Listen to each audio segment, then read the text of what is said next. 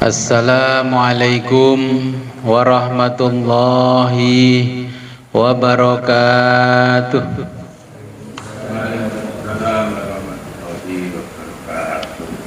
Bismillahirrahmanirrahim.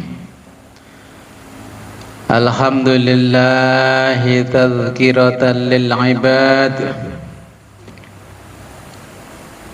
wa taqwiyatan lil muttaqin minal muslimina ilal ibadah. Wassalatu wassalamu ala sahibil millatit tahirah Muhammadin sallallahu alaihi salatu wassalam wa ridwanu ala alihi wa ashabihi wa alihim wa ala man tabi'ahum bi ihsan wa ulama'il ummati fi kulli zaman. Amma ba'du, la khawla wa la quwwata illa billahil alil azim. Alhamdulillah, pada malam hari ini kita bisa kembali ngaji kitab Sirul Asror. Sebagaimana biasa, sebelum kita mulai pengajian ini, marilah kita berkirim Fatihah terlebih dulu kepada junjungan kita baginda Nabi besar Muhammad sallallahu alaihi wasallam, kepada mu'alif kitab Sirul Asror, juga kepada kedua orang tua kita. Ila hadratin Nabil Mustafa Rasulillah Muhammadin sallallahu alaihi wasallam wa ala alihi wa azwajihi wa aladi wa dzurriyyatihi wa jami'i ashabil kiram. Syai'ulillahi lahumul Fatihah. A'udzu billahi minasyaitonir rajim. Radal ladzina an'amta 'alaihim.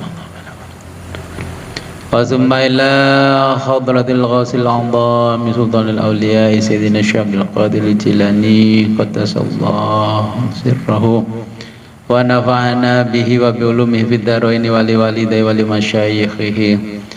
Al-Fatihah. A'udzu billahi minasyaitonir rajim. Radal ladzina an'amta 'alaihim. Wa summa ila hadratina abaina wa ummahatina wa jaddatina wa usulina wa furina wa alal khadirina fi majlisina hadza. Al-Fatihah. A'udzu billahi minasyaitonir rajim. Shadal ladzina an'amta 'alaihim waladhdallin.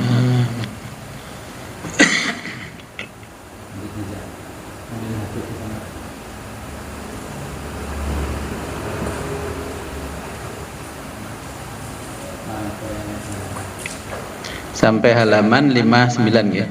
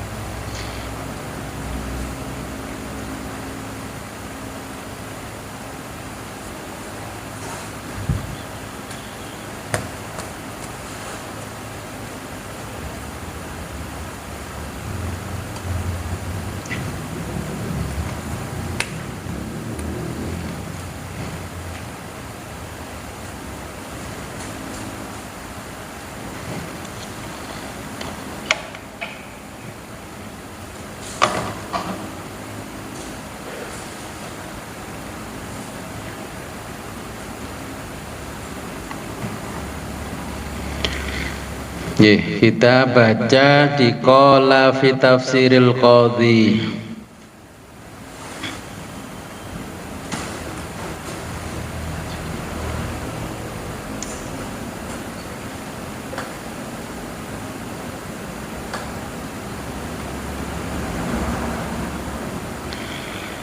Bismillahirrahmanirrahim. Qala al-muallifu rahimahullahu ta'ala wa nafa'ana bihi wa bi ulumihi fid dharaini amin ya rabbal alamin.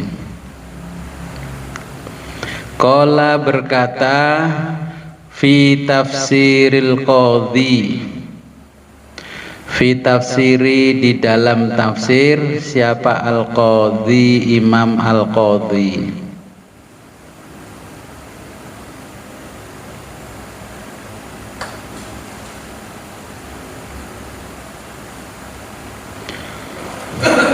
Fi hadhil ayati, tentang ayat ini,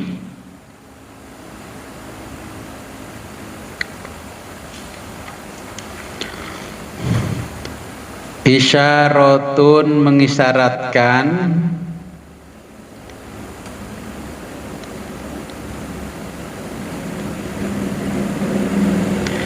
ila khali pada keadaan, ila pada khalil arifi keadaan orang arif atau makrifat,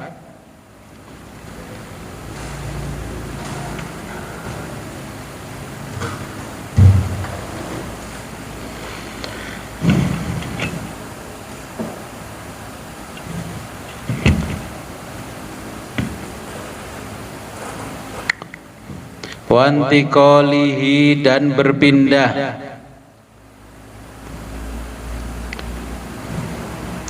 min khalil ghaibati dari khalil ghaibati keadaan ghaib,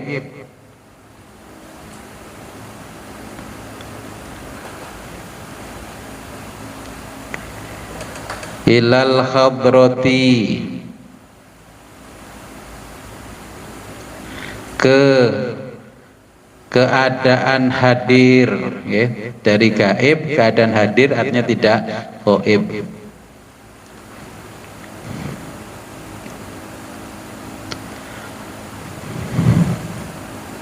Fastahaqqa maka ia layak,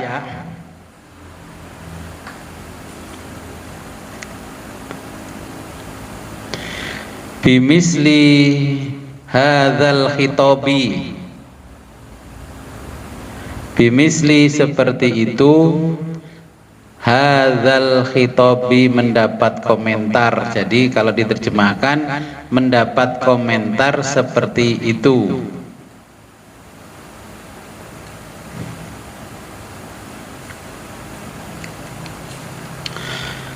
Kama qala sebagaimana bersabda siapa Rasulullah sallallahu alaihi wa alihi wasallam.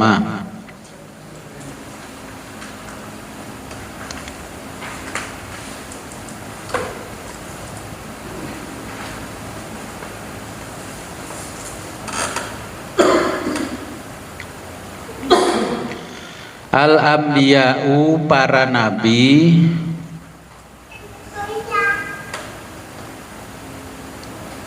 al-ambiya'u para nabi, wal auliya'u dan para wali,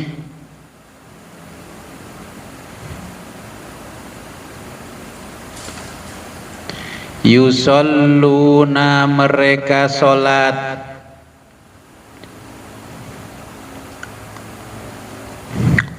fi kuburihim di dalam kubur mereka,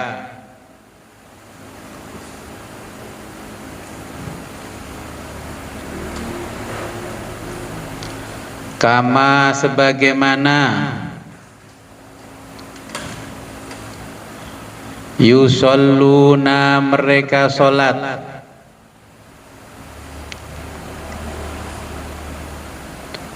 fi buyutihim di dalam rumah mereka.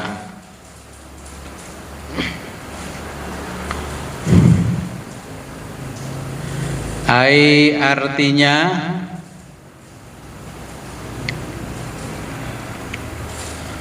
Masyghuluna mereka sibuk,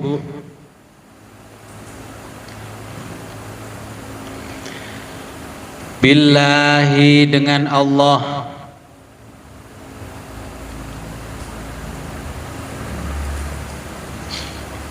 wa munajatihi bermunajat,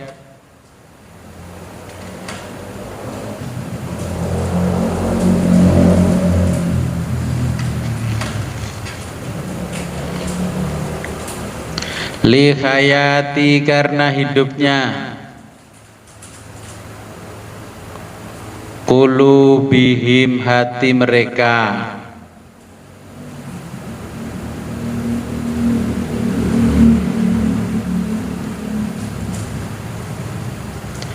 faida apabila ijtama'at terkumpul,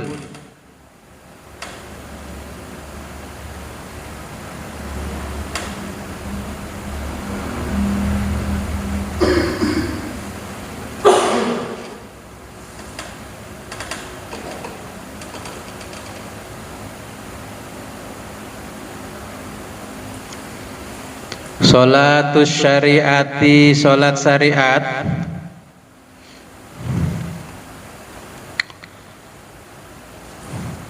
wat thariqati dan sholat tarekat, zahiron secara zahir,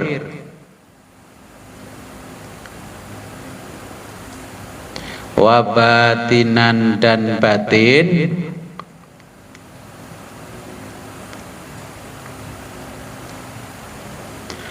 fakot maka telah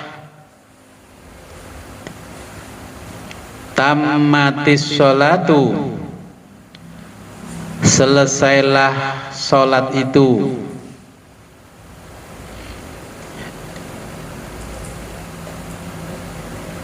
yakni takunu merupakan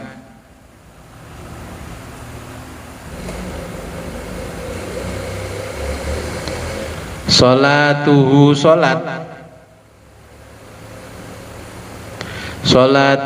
sholatnya, sholatan sholat, tamatan yang sempurna,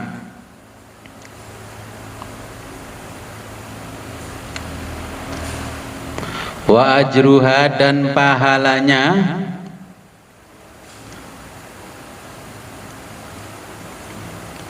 azimun sangat agung,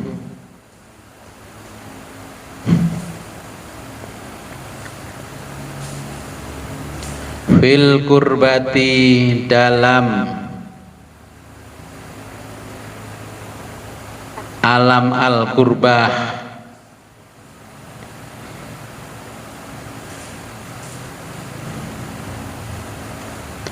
birruhaniyati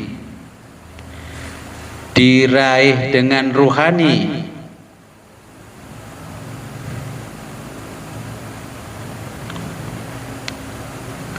wad darajati dan pahala alam derajat,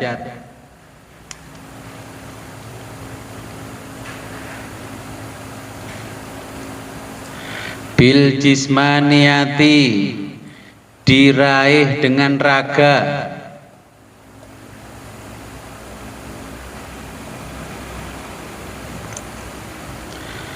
fayakunu maka keadaan hadzar rajuli orang seperti ini,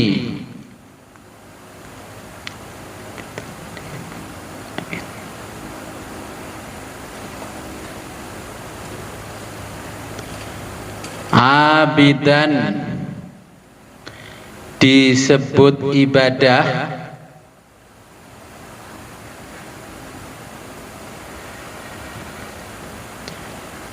fil dhahiri dalam lahirnya, wa arifan dan makrifat,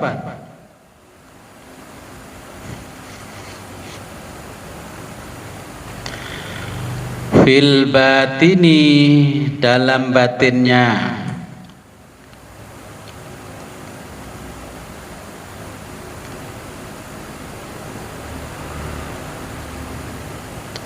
fa illam jika belum,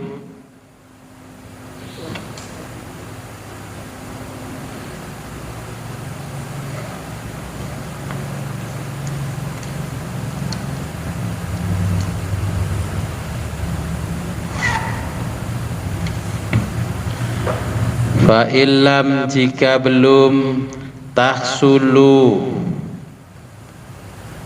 mencapai,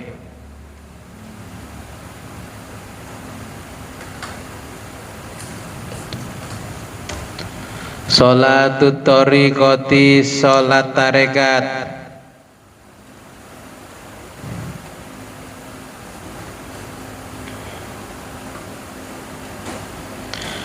bihayatil qalbi dengan menghidupkan hati,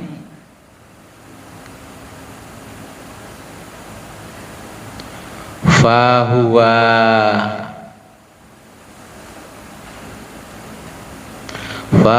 maka naqisun nilainya berkurang,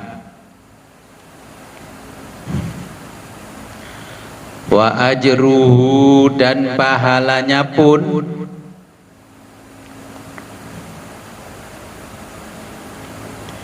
yakunu hanya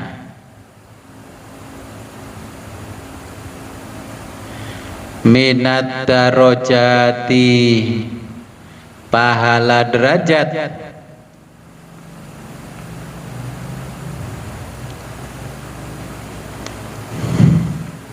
la bukan,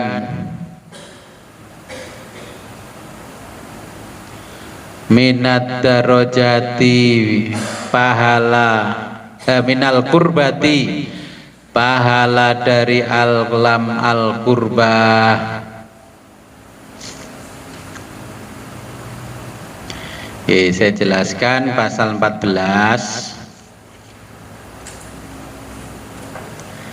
Nah, di pasal ini kan ada sholat syariat, ada sholat tarekat.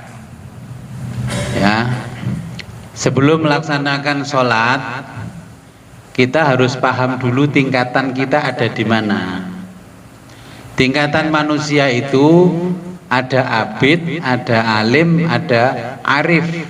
Ya. Abid itu seorang hamba sahaya, seorang yang tekun menjalani ibadah, ya, dan menjalankan kewajiban agama secara syariat. Ya, ini menjadi abid, namanya dinamakan abid. Ya, seorang hamba. Kemudian tingkatan di atasnya alim, ya. Alim artinya pandai. Seorang yang memiliki pengetahuan yang mendalam tentang agama dan spiritual. Ya, yang ngaji syariat, yang ngaji tarekat, yang ngaji makrifat. Ini orang alim. Kemudian orang arif, ya, ini berhubung seorang yang telah mencapai tingkatan spiritual yang tinggi, itu namanya arif, ya, dan mampu berhubungan dengan Allah, ini orang arif.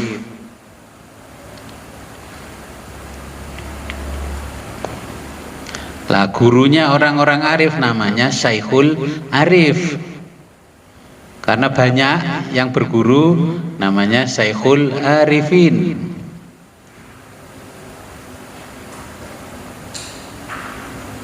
Ya. Jadi kita lihat dulu, kita ini abid apa alim apa arif. Tapi saya yakin jamaah ngaji di sini mayoritas alim. Ya. Sholat sudah pinter, puasa, zakat, bahkan rukun Islam yang kelima pun sudah dilaksanakan. Berarti orang alim. Tinggal naik satu tingkat lagi menjadi arif. Ya. Nah, kalau sudah mengerti tingkatan manusia, abid, alim, arif, nah kemudian kita ini punya keadaan setiap hari dalam kehidupan harus menyesuaikan. Kehidupannya apa? Nah, tentang ma'isyah.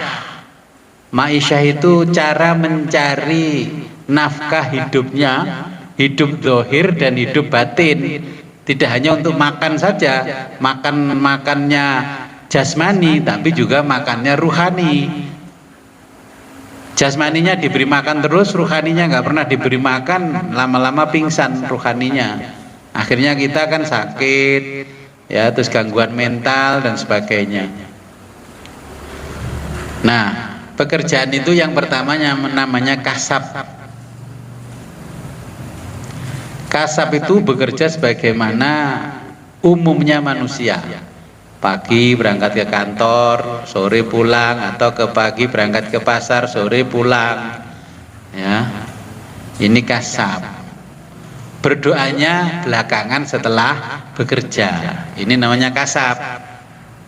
Kadang-kadang di pasar tokonya ditinggal, sholat duha dulu. Ini masih kelasnya kasab.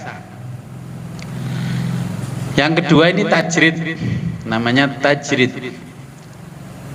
Berasal dari kata jarrodda yujarridu tajridan. Kalau bahasa Arab itu melepas baju, gantungkan baju di gantungan baju, itu namanya tajrid. Tapi dalam istilah tasawuf, tajrid itu orang yang mendahulukan ibadah kepada Allah, kemudian bekerja sebagaimana manusia pada umumnya.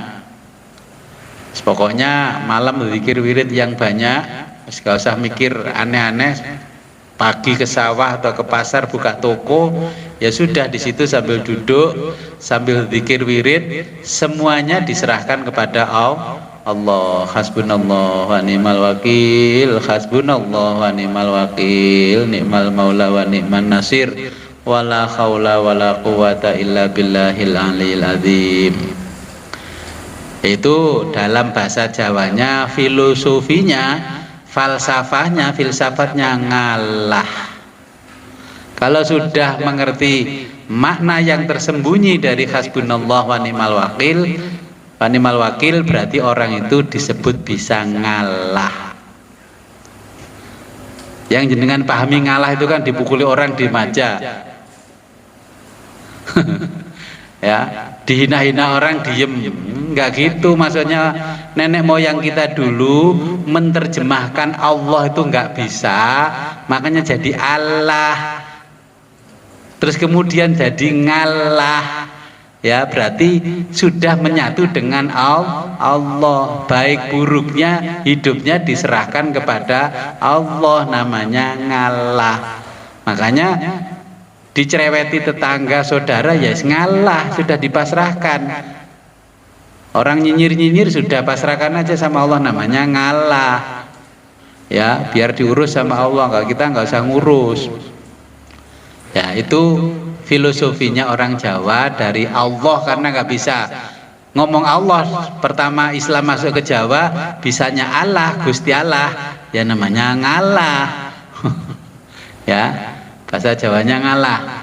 Nah, di mana ngalah itu ya mengalah.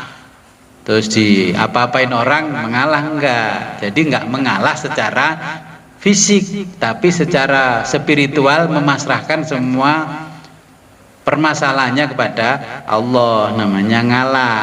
Jadi kalau sudah tajrid, selalu posisi hatinya itu ngalah. Paham ya? Itu filsafat Jawa. Ngaji filsafat atau enggak paham filsafat? Semua dipandang dari filsafat itu ketemu. Karena apa? Filsafat itu mencari kebenaran, bukan membuat kebenaran, tapi mencari kebenaran. Siapa kebenaran itu? Apa kebenaran itu? Ya kebenaran itu ya al-haq. Oke, kita harus menyadari makom kita, level kita, derajat kita. Abid, alim, arif. Kemudian makomnya, pekerjaannya, ya profesinya kasab apa tajrid. Wih, orang itu enak ya, nggak pernah kerja, uangnya banyak. Waktu produk mobil baru beli, motor baru beli, ya. Kerjanya nggak sengoyo saya, tapi kok rizkinya banyak dia. Ya jangan curiga, mungkin orang itu sudah tajrid, ya, menempati posisi tajrid.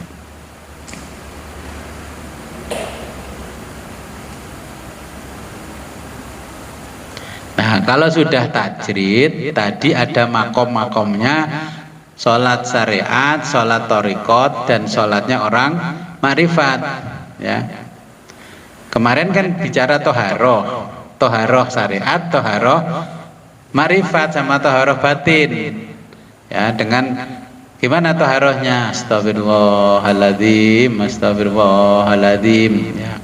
Dulu sebelum tahu ilmunya, ya istighfar itu ya istighfar. Ternyata toharoh batin itu dengan melafalkan kalimat istighfar. Ya, batal istighfar lagi, batal istighfar lagi. Keluar masuknya nafas kita Allahu Allah. Ya. Kemudian mencapai toharoh makrifat, ya. Ini capaian kita menuju kesadaran spiritual, ya, yang dekat dengan Allah, yaitu namanya ngalah dalam bahasa Jawa, bukan ngaloh. Ya memang lidahnya orang Jawa jadi ngalah, dengan membersihkan hati dan jiwa dari sifat-sifat negatif. Ya, kita membatasi hati kita itu ibaratnya internal HP itu 250 giga. Jangan diisi aplikasi-aplikasi yang nggak penting, nanti bisa habis ruangan itu karena aplikasi nggak penting. Kalau nggak penting sudah jangan dimasukkan. Sama dengan hati kita, kalau nggak penting jangan masukkan hati, dikit-dikit masukkan hati, namanya kan baper. Ya, masuk ke hati, dikit masuk ke hati, sudah jangan dimasukkan dalam hati, biarin aja. Kalau kata orang Jakarta, emang gue pikirin gitu aja. Ya, kita menjaga hati kita supaya giganya tetap besar, karena yang nggak penting nggak usah dimasukkan ke dalam hati. Ya. Nah, dengan toharoh makrifat kita ini mampu memahami pengertian Allah mengenai sifat dan nama-nama Allah. Nah, ini saya contohkan. Ini kan ada benda ini di ruang pengajian kita. Bapak Ibu kan bisa melihat benda kan? Terus ketika Bapak Ibu pulang, masih bisa melihat benda yang terletak di dalam ruang pengajian ini enggak? Masih bisa kan? Nah, itu kalau di filsafat namanya alam idea, kalau di tasawuf namanya alam misal atau khoyal, ya. Terus ketika benda itu sudah tidak ada di hadapan kita, tapi kita masih bisa melihat benda itu, berarti kan diri kita masih bisa merekam. Nah, siapa yang merekam?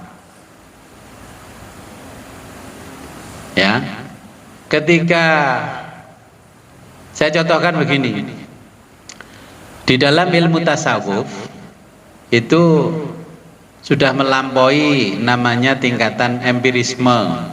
Ya, jadi seorang sufi tidak berhenti pada empirisme, sesuatu yang hanya dilihat oleh mata dan diterima oleh logika. Ya, orang tidur, ketika kita tidur bisa melihat benda apa enggak? Bisa kan? Ketika kita tidur bermimpi melihat sesuatu enggak? Kan bisa melihat. Itu melihatnya pakai apa? Wong mata kita ini kan terpejam. Pakai apa? Nah, itulah namanya melihatnya kita pada sesuatu itu dengan menggunakan basyiroh di dalam Al-Quran. Orang Jawa menerjemahkannya mata batin. Nah, itulah basyiroh kita yang harus kita kelola Sehingga mimpi melihatnya batin kita tidak hanya melalui mimpi, melalui terjaga pun bisa melihat. Nah, ketika kita tidur bermimpi kan bisa mendengarkan sesuatu. Bahkan kita jatuh grubiak, tiba-tiba terbangun kan, kaget. Nah, siapa yang menggerakkan itu? Yaitulah kalau di Islam namanya jiwa. Nah, orang Barat itu lucu, tidak percaya hari akhir, tidak percaya alam kubur, alam barzah, tapi mempelajari jiwa. Padahal jiwa itu letaknya di alam barzah sana, menuju akhirat. Ya. Jadi itulah kita berada di alam malakut.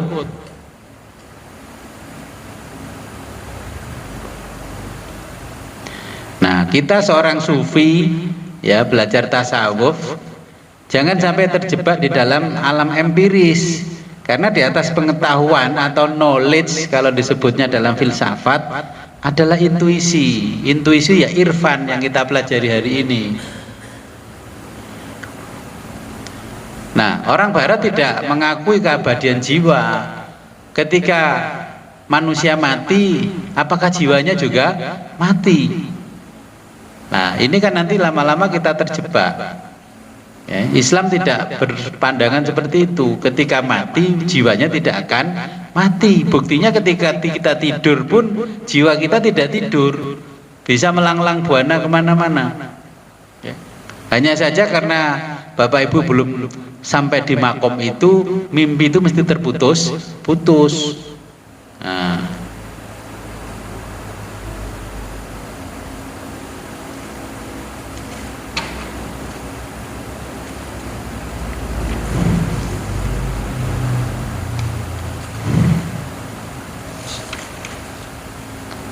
Nah, kenapa seperti itu? Saya jelaskan nih pelan-pelan karena sudah mulai kita bicara makrifat. Kita dulu awalnya berasal dari ruh qudsi. Ya, dari ruh qudsi. Pasal sebelumnya kan sudah bicara ruh qudsi. Ya, ruh ruhani, ruh sultani dan sebagainya. Lah, dari di ruh qudsi itu bentuk kita itu sangat lembut dan sangat halus. Berada di alam lahut, yang kemarin kita ngaji alam lahut, alam yang masih berada di sekitarannya Allah, masih dekat dengan Allah.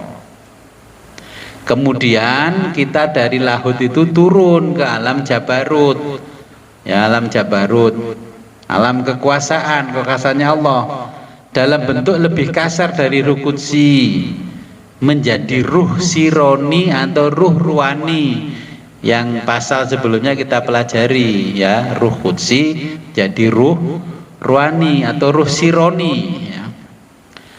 Kemudian turun ke alam malakut, ya, dalam bentuk lebih kasar lagi, namanya ruh sultani, ya, ruh sultani. Dari ruh sultani itu turun lagi ke alam mulki yang sekarang ini kita ngaji, namanya alam mulki. Kalau di istilahnya lain musyahadah, alam syahadah, alam yang kita saksikan materinya, bentuknya, pemadatan dari yang sangat halus menjadi yang kasar. Nah, di alam mulki ini dalam bentuk lebih kasar namanya ruh sultani. Ya, dari ruh sultani menjadi ruh jismani. Kemudian kita hidup di dunia. Nah, kemudian di sini ini kita terhijab dengan kegelapan. Oh, ini terang Gus, kok kegelapan? Iya, ini memang terang, tapi belum bisa menerangi diri kita.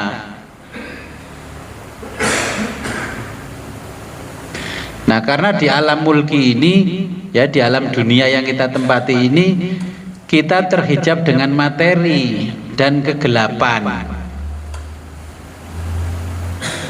Ya, terhijab materi dan kegelapan. Nah, kemudian kalau kita bisa melewati alam materi ini, ya, menuju cahaya, menuju alam cahaya, nanti kita akan terhijab dengan cahaya itu sendiri. Karena apa? Karena cahaya itu saking terangnya. Kalau cahaya itu terangnya melebihi kemampuan mata kita, apakah mata kita bisa melihat? Kan ya nggak bisa melihat. Ada cahaya yang sangat lembut, ya. Di alam materi ini ada cahaya yang sangat lembut. Bapak Ibu tahu kan yang namanya Bluetooth? Itu ada infrarednya, bisa mentransfer data semuanya. Itu barang materi, tapi bentuknya sangat lembut. Mata kita mampu nggak melihat? Nggak mampu. Di atas kepala kita ini sudah ada jutaan cloud. Yang kemarin jadi masalah cloud, punyanya Google nyimpen ini semuanya. Ini semuanya kita ngaji pakai teknologi ini, di kita ini ada materi yang sangat lembut, namanya sinyal. Lah mata kita nggak bisa melihat, ya, karena saking lembutnya. Tapi ini termasuk kategori materi. Nah, setelah melewati cahaya, ya, kita akan melihat wujud. Di wujud itu kita juga masih terhijab dengan wujud.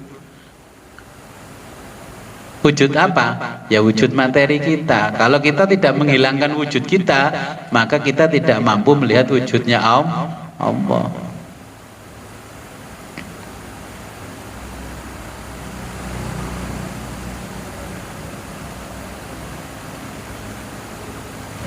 Ya.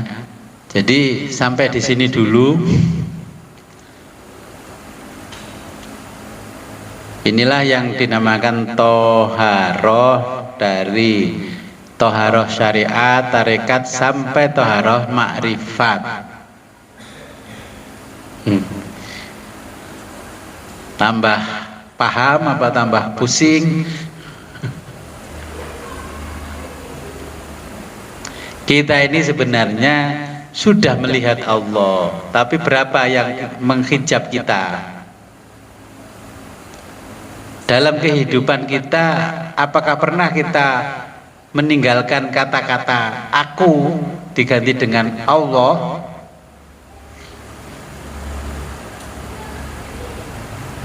Bismillah saja masih kita terjemahkan dengan menyebut nama Allah. Tidak kita terjemahkan atas nama Allah. Ya itulah kalau dalam filsafat namanya ego, ketuhanan. Bukan hanya ego nafsu. Kalau sudah belajar ini nanti akan menemukan namanya khudi. Khudi itu ego ilahi. Tahu ego ilahi? Pengen dadi pangeran bendino kuwi. Setiap hari kita menegaskan diri kita ingin berkuasa seperti Tuhan.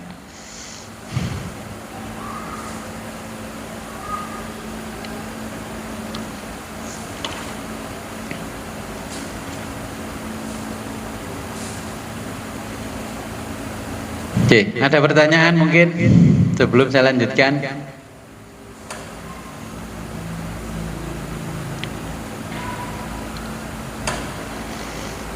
Jadi begini, kalau Bapak Ibu kemarin kan mau berjumpa dengan Allah, lakukan itu biar di dalam diri kita tidak ada ego ilahi.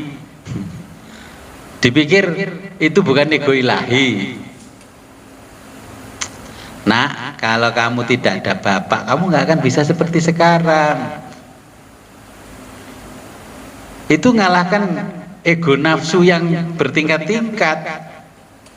Apa bedanya kita dengan Fir'aun?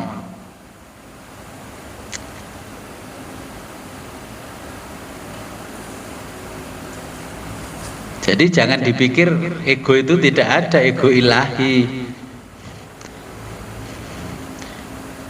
Seorang sufi meninggalkan ego ilahi, karena kita itu diciptakan oleh Allah jadi khalifah, bukan jadi hamba. bukan jadi budak. Ingat ya, Allah menjadikan Adam sebagai apa? Khalifah. Jadi kita tidak lagi menjadi budak karena hamba. Mental kita mental khalifah, bukan mental jongos. Ya, ingat, seorang sufi mentalnya khalifah, bukan mental abid. Ya, bahasa kasar di Jawa jongos. Budak, bahasanya orang dulu namanya budak.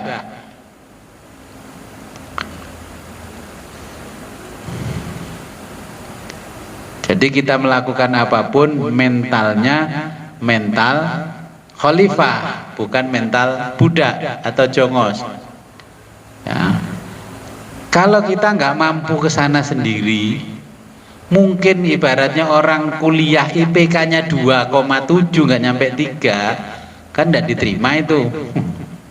Ya, rapotnya masih di bawah 8, kan nggak diterima. Tapi kan tetap ingin berjumpa dengan Allah.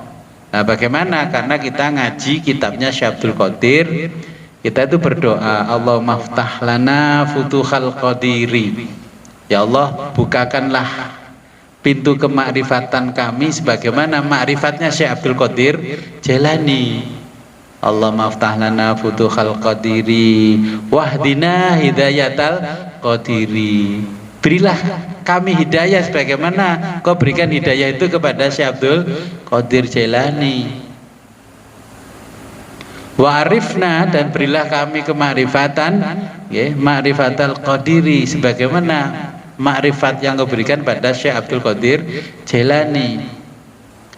Wa alimna, dan ajarkan kepada kami ulumal qadiri sebagaimana ilmu yang telah kau ajarkan kepada Syekh Abdul Qadir Jailani.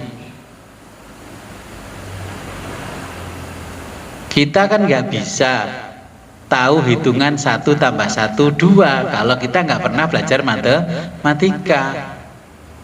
Kita kan nggak tahu 9 kali 9 itu 81 kalau nggak ngapalkan perkalian.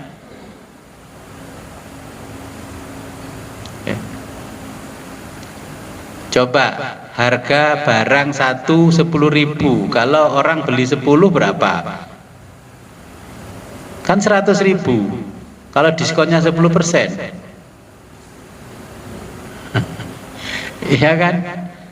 Itu buktinya kita nggak mampu berangkat sendiri, berarti ya kita tawasul pada orang yang ahli matematika. Tolong aku ajarin perkalian, hitungan, ya, pangkat kali macam-macam itu ya kita kan bertawasul. Ya nggak usah gengsi-gengsi, wong memang kita nggak mampu. Kita nggak ngerti kimia kalau nggak belajar ilmu kimia, nggak ngerti fisika. Karena Allah menurunkan ilmu kan juga bertahap pada manusia. Makanya harus tahu syariat dulu, kemudian naik ke tingkatan tarekat naik ke tingkatan makrifat.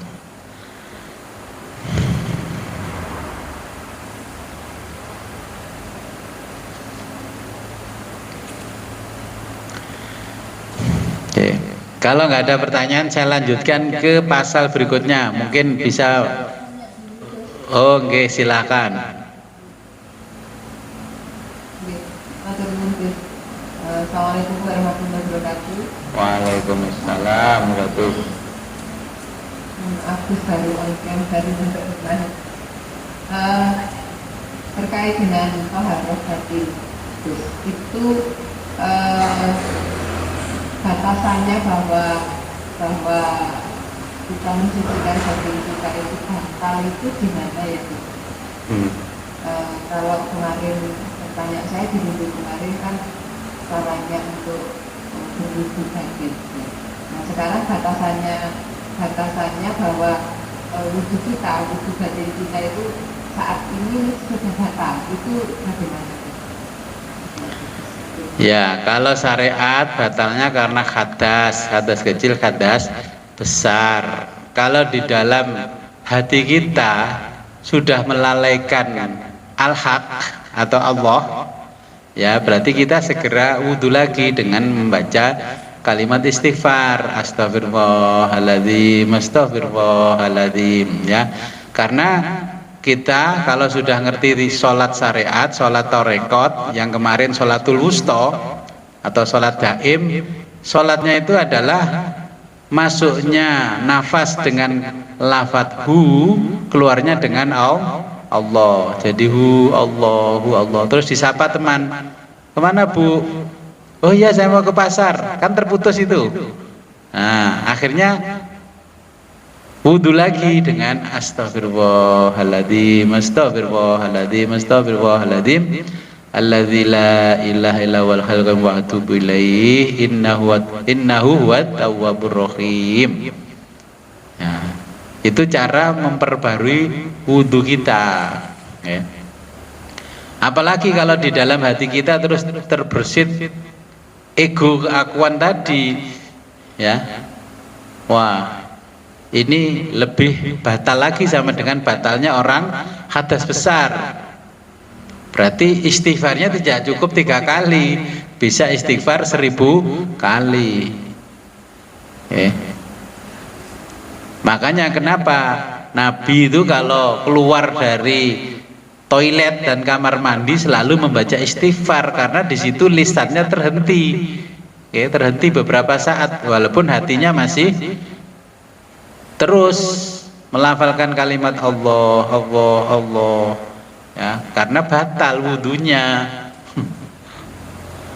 Jadi itu caranya memperbarui wudhu kita, tapi wudhu batin, bukan wudhu syariat pakai air, ya. Ya mungkin ada lagi. Ya silakan.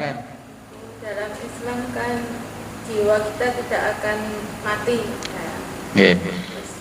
Kadang orang itu yang mempunyai kelebihan kadang melihat orang sudah meninggal tapi lihat korin, ya.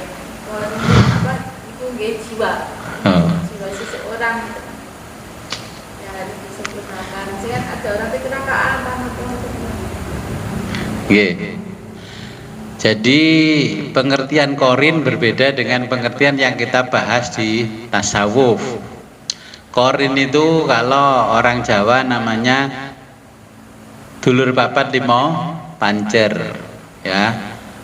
Jadi itu beda perangkat yang kita pelajari. Jadi kalau di kita tasawuf itu adalah ruhani yang sangat halus, melebihi halusnya itu. Korin itu yang di kanan namanya siapa? Nah, tahu malaikat hafadhoh? Jadi yang di kanan namanya hafadhoh, yang di kiri namanya korin. Makanya yang mencatat kita dan menemani kita. Korin itu kalau di orang Jawa itu digambarkan sama dengan gareng, petruk, bagong, semar, ya. Yang di tengah-tengah itu namanya janoko.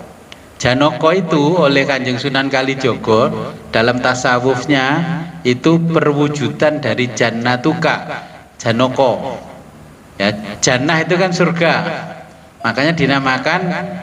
Nah yang jalan ke sana kemari, ya, itu janoko, diikuti oleh 4 orang, 5 orang, 4 orang namanya puno kawan, di kanan 2, di kiri 2, ya. Makanya orang Jawa menyebutnya korin. Itu ada semar, gareng, petruk, dan bagong. Lah itu adalah nafsu-nafsu kita yang ada di dalam diri kita. Nah kemudian bagaimana orang jiwanya kita? Jiwa kita itu satu perangkat yang menyebabkan kita ini hidup. Kalau mereka itu sama dengan kita, ya, janoko itu ya kita ini janoko, sedulur papat limo pancer, pancer itu ya kita ini pancernya. Kita punya perusahaan katakanlah 2, 3 atau 4. Kalau perusahaan semuanya bangkrut, kita yang punya apa juga ikut mati? Kan enggak kan? Punya toko 5, tokonya semua akhirnya bangkrut tutup. Apa pemilik tokonya juga ikut mati? Kan tidak. Jadi jiwa itu kalau kita belajar filsafat barat dari Yunani, ya, jiwa itu diibaratkan ada kuda, ya, kita belajar filsafat itu kan ada kuda, ada orang naik kuda. Kuda itu ya tubuh jasmani kita, ruhani dan jiwa kita adalah penunggang kuda. Jadi kuda kemana-mana itu tergantung yang menunggangi. Pengertiannya begini, ya, kita sudah lewat yang namanya korin. Bapak Ibu bisa melihat. Yang melihat itu siapa? Melihat saya nih, yang melihat siapa? Yang melihat itu bukan mata kita. Jiwa kita itu butuh mata karena dia ingin melihat materi. Kalau sesuatu bentuknya bukan materi, dia tidak butuh perantara mata. Contohnya ketika kita tidur, melihat sesuatu tidak butuh mata materi kita fisik ini. Yang dibutuhkan mata dalam bentuk spiritual, namanya basiro. Ya. Jadi yang namanya korin dan lain-lain sudah kita minggirkan, itu aplikasi sudah enggak 4G, sudah bukan Android. Ya. Tapi itu tetap ada di dalam diri kita. Ketika kita bicara, siapa yang bicara? Yang bicara ini adalah sesuatu yang ada di dalam diri saya ini. Siapa yang melakukan komunikasi bicara menjelaskan ke Bapak Ibu? Ya dialah yang ada di sini. Dia itu siapa? Ya hu tadi. Tahu kan maknanya hu? Ya sudah, dia. Yang tidak bisa aku sebutkan namanya. Ya. Sehingga Bapak Ibu mendengar kata-kata saya. Yang mendengar siapa? Wong faktanya ada orang yang nggak tuli pun juga nggak mampu mendengar. Ketika jiwanya meninggalkan rumahnya, raga ini ditinggalkan jiwa. Siapa kok masih hidup ketika jiwanya pergi? Ya itulah mentalnya yang masih ada di situ. Orang gila itu jiwanya pergi, mentalnya masih tertinggal di situ. HP itu nomor HP-nya, kartu chipnya Bapak Ibu bawa, HP tinggal sini masih bisa hidup, tapi nggak bisa komunikasi. Makanya terus orang itu ngelewar-ngelewar ngomongnya ke sana kemari. Ya, jiwanya pergi, mentalnya yang masih di situ menempati alam mental. Oke. Jadi yang melihat itu sebenarnya sesuatu yang berbentuk spiritual yang ada di dalam diri kita, bukan diri kita. Buktinya ketika kita tidur, kita masih bisa komunikasi lah. Makanya di sini dijelaskan oleh Nabi, al-anbiya'u wal auliya'u yusholluna fi kuburihim. Para nabi, para wali itu di dalam kuburnya itu masih sholat, masih munajat, sebagaimana dia masih hidup di dunia. Makanya ketika Bapak Ibu pergi ke makamnya Mbah Ngampel, ya Mbah Ngampel itu bisa melihat, bisa di dalam makomnya Mbah Ngampel. Makom bukan bermakna makom kuburan, itu bukan. Makom itu derajatnya Mbah Ngampel di alam ruhani. Makanya orang-orang tawasul itu karena apa? Nggak pede langsung pergi ke Allah, tawasul Mbah Ngampel. Pergilah ke Wali Limo setiap tahun, pergi ke Wali Songo, karena beliau-beliau berada di kuburannya itu sama dengan berada di rumahnya. Nah, ketika ada orang mengatakan begini, contohnya sama mama saya kalau kesulitan memahami kitab Sirul Asror, saya langsung tanya aja sama Syekh Abdul Qadir Jailani, langsung dijelaskan. Percaya enggak? Percaya, karena mimpi saja bisa ketemu orang mati, bagaimana yang sudah levelnya itu. Makanya walinya Allah itu bisa berjumpa wali-wali yang lain, bisa komunikasi dengan orang yang sudah berada di alam barzakh, juga bisa berjumpa dengan Nabi ketika pergi ke Madinah, karena sudah tidak terhijab. Buktinya jenengan itu tidak terhijabnya ketika tidur. Bapak Ibu itu nggak terhijab kan ketika tidur, karena sudah melepaskan keakuannya, keegoannya kan dilepas kalau tidur. Nah, kalau bangun dalam kondisi terjaga, bisa nggak melepas keakuan itu? Total nang pasar aku gak murah regane. Itu namanya ego, udah mengalahkan ego nafsu, ego ilahi ini malahan yang dipakai.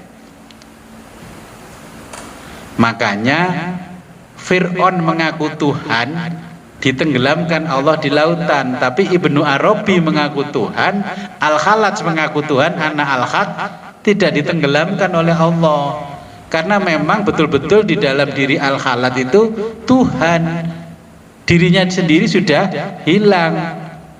Makanya seperti Ibnu Arabi menulis kitab Fususul Hikam, hikam itu kan mengatakan begini, kitab yang saya tulis ini bukan karangan saya, ini adalah dawuhnya Kanjeng Nabi, ini adalah perkataan Kanjeng Nabi yang saya tulis.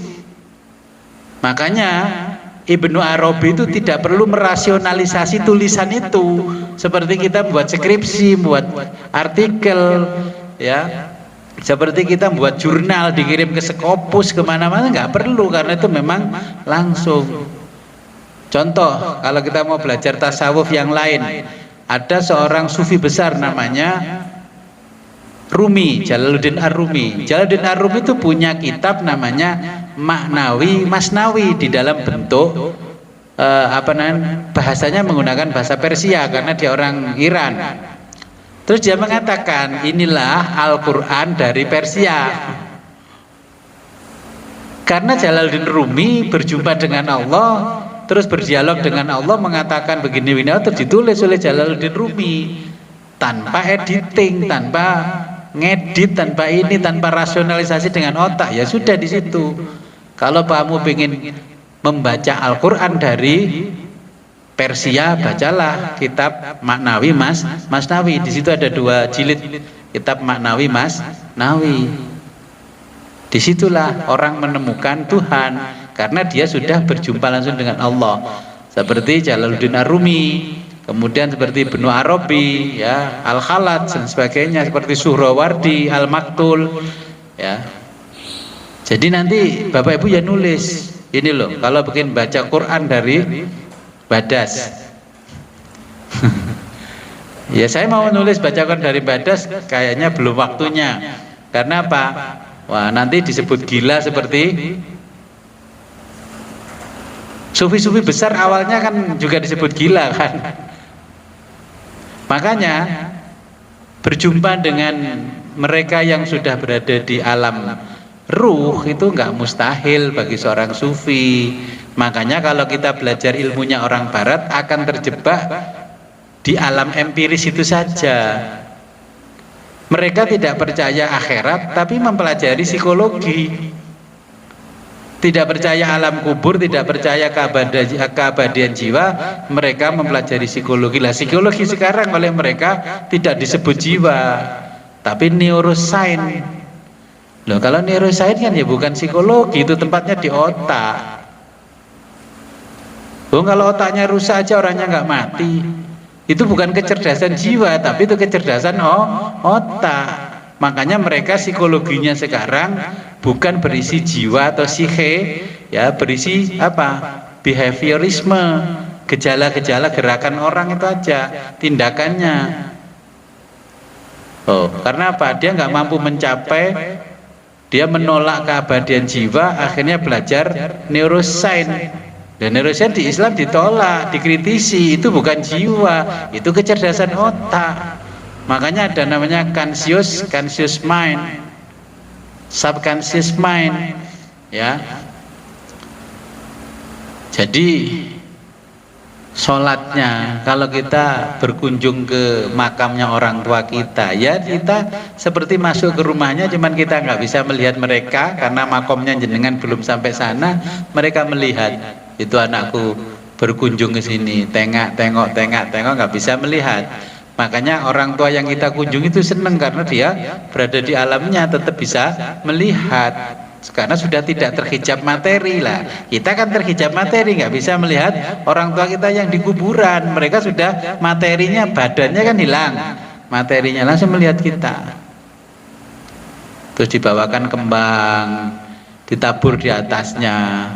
Rin nggawa kok kembang. Nggawa iku ya donga sing mustajabah. Sekali didongakno derajatku di alam kubur naik. Yang satu nggak bawa kembang tapi bawa HP. Maaf ya mak, aku nggak bisa ngaji mak dulu karena nggak disekolahkan di madrasah mak. Ini aku kirim Yasin ya mak pakai HP MP3 mak. Terus yang baca siapa? Yang baca Syekh Sudais. Ya, Syekh Sudaisi, imam besar Masjidil Haram. Terus jawabnya mak, lu nak, kok yang baca Syekh Sudais bukan kamu? Ya ini salahnya mak, dulu saya nggak disuruh ngaji. Gus Wid buka pengajian sama mak nggak boleh ikut. Ya, jadi level kita sudah di atasnya korin, di atasnya dulur papat limo pancer. Ya, kita sudah bicaranya levelnya sudah ma'rifat. Kalau orang Sunda itu kun kata Allah, kun fayakun kata Nabi Muhammad SAW, Rabbukum kata Jibril ya ilallah alaihi salam, ya Jibril wa Mikail wa Israfil ya Israel, ya aku sang ratu kofil sang ratu herang putih dulur batin karena batin opat kalimah pancer. Tuh yang ada di Sunda paraham.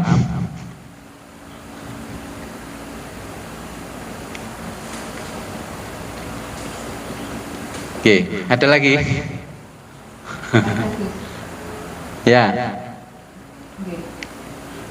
Biasa ada sambungannya itu. Tadi Gus kan memberitahu bahwa yang bisa berbicara itu adalah sesuatu atau diri kita itu yang ada di dalam raga kita. Nah pertanyaannya, kenapa pada saat kita sadar dalam arti kita mulai tidak tertidur, kok kita itu menjadi pribadi yang berbeda dibandingkan pada saat kita tidur? Kenapa kepribadian atau rohani kita menjadi berbeda, sementara kalau kita itu pada saat melek atau terjaga itu bisa menjadi, orang itu bisa menjadi tongkak, bisa menjadi ibu, bisa menjadi sombong dan sebagainya. Sementara kalau pada saat tidur kan tidak. Contohnya ketika bermimpi itu kan tidak menjadi sesuatu yang dibuat-buat. Nah, pertanyaannya dipengaruhi oleh apa tuh? Padahal kan raga kita itu sebenarnya dia tidak mampu apa-apa ketika rohani kita tidak ada di dalamnya. Nah itu, terima kasih. Nah, kita itu kan oleh Nabi diajari, disuruh meninggalkan keakuan kita. Seperti tidur. Karena Imam Ghazali menjelaskan gini, Imam Ghazali. Tidur itu kan saudara kembarnya kematian. Ya. Kenapa ketika kita terjaga nggak mampu seperti itu? Karena ketika terjaga kita kembali terhijab dengan materi, namanya tubuh kita sendiri, diri kita sendiri, ya diri kita sendiri. Kalau orang tidur itu kan semuanya sudah pasrah, ngalah lillahi ta'ala kan. Wong kita tidur itu dikencingin sama cicak itu kan ya nggak terasa, karena sudah pasrah. Nah ketika bangun kita tidak pasrah lagi. Kalimatnya hanya kalimat retorika, hasbunallah wa ni'mal wakil. Hasbunallah itu hanya retorika saja, ya. Tapi nggak pernah betul-betul pasrah. Makanya kalau ingin seperti itu, belajarlah seperti Al-Khalat atau Ibnu Arabi. Al-Khalat mengatakan, ya saya bicara itu semua yang bicara adalah Allah, bukan saya. Nah, sufi itu begini, sufi. Ketika kita beribadah masih tujuannya bukan Allah, berarti kita belum sampai level sufi. Ketika bersedekah tujuannya bukan Allah, berarti belum sampai level sufi. Kenapa Bapak Ibu berbuat baik sama orang lain? Ya karena saya tidak ingin dijahati orang lain. Itu berarti bukan levelnya sufi. Orang mau kita baiki, mau jahat, mau baik pada kita nggak mau tahu. Yang penting itu kita kembalikan pada Allah. Itu sebagai contoh dalam tindakan kita sehari-hari.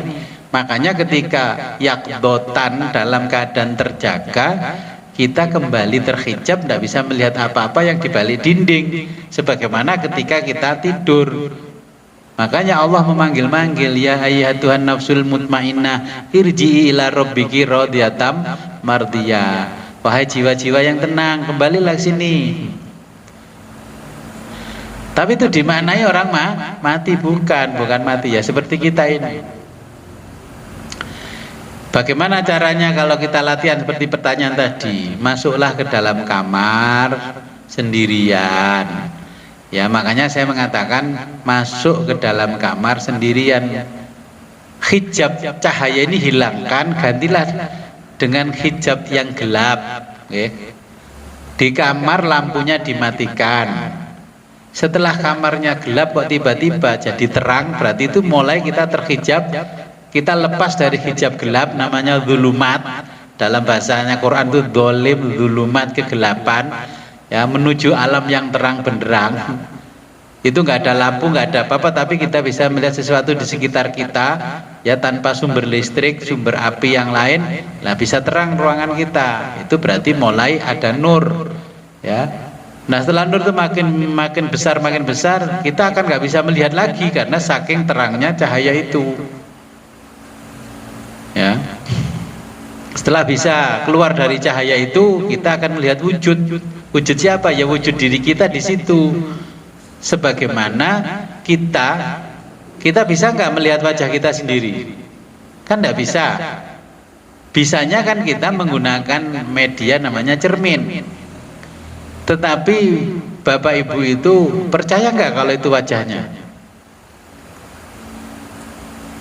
Dengan pengetahuan itu loh, percaya nggak kalau itu wajahnya?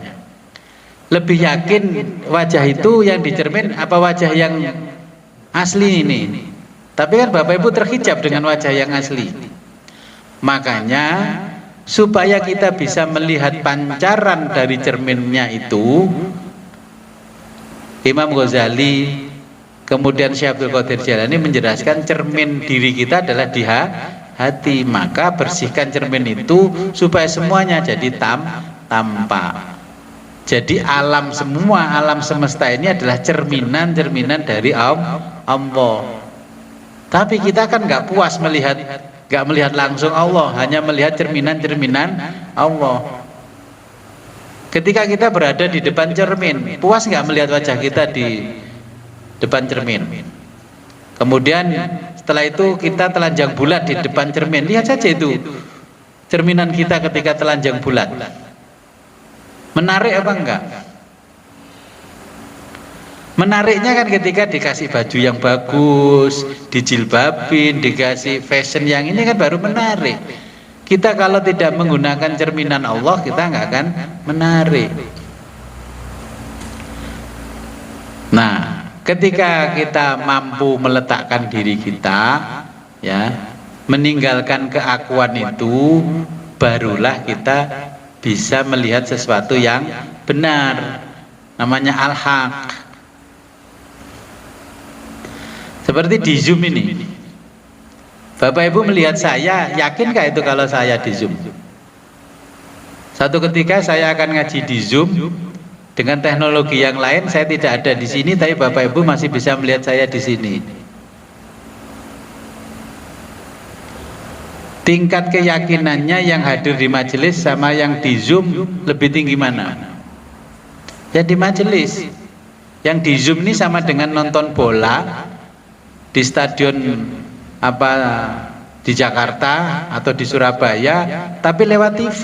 Pandangan matanya tergantung kamera wartawan, tidak tergantung kameranya dia sendiri. Jadi yang berada di dalam diri kita, yang menggerakkan kita, yang ngomong ini, itu juga ruhnya Allah yang tadinya dari ruhul qudsi, ya, ruh qudsi. Kenapa setelah bangun kok semuanya ambyar, rungkat semuanya? Karena kita belum levelnya di sana.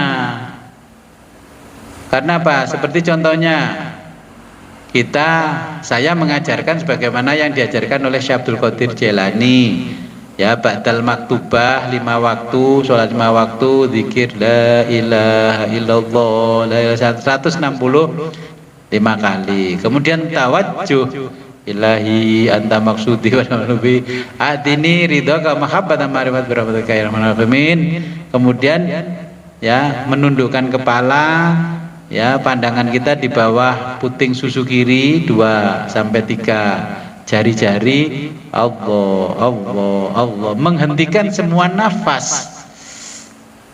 Yang namanya nafsu itu ya kita masih keluar masuk, ini nafsu.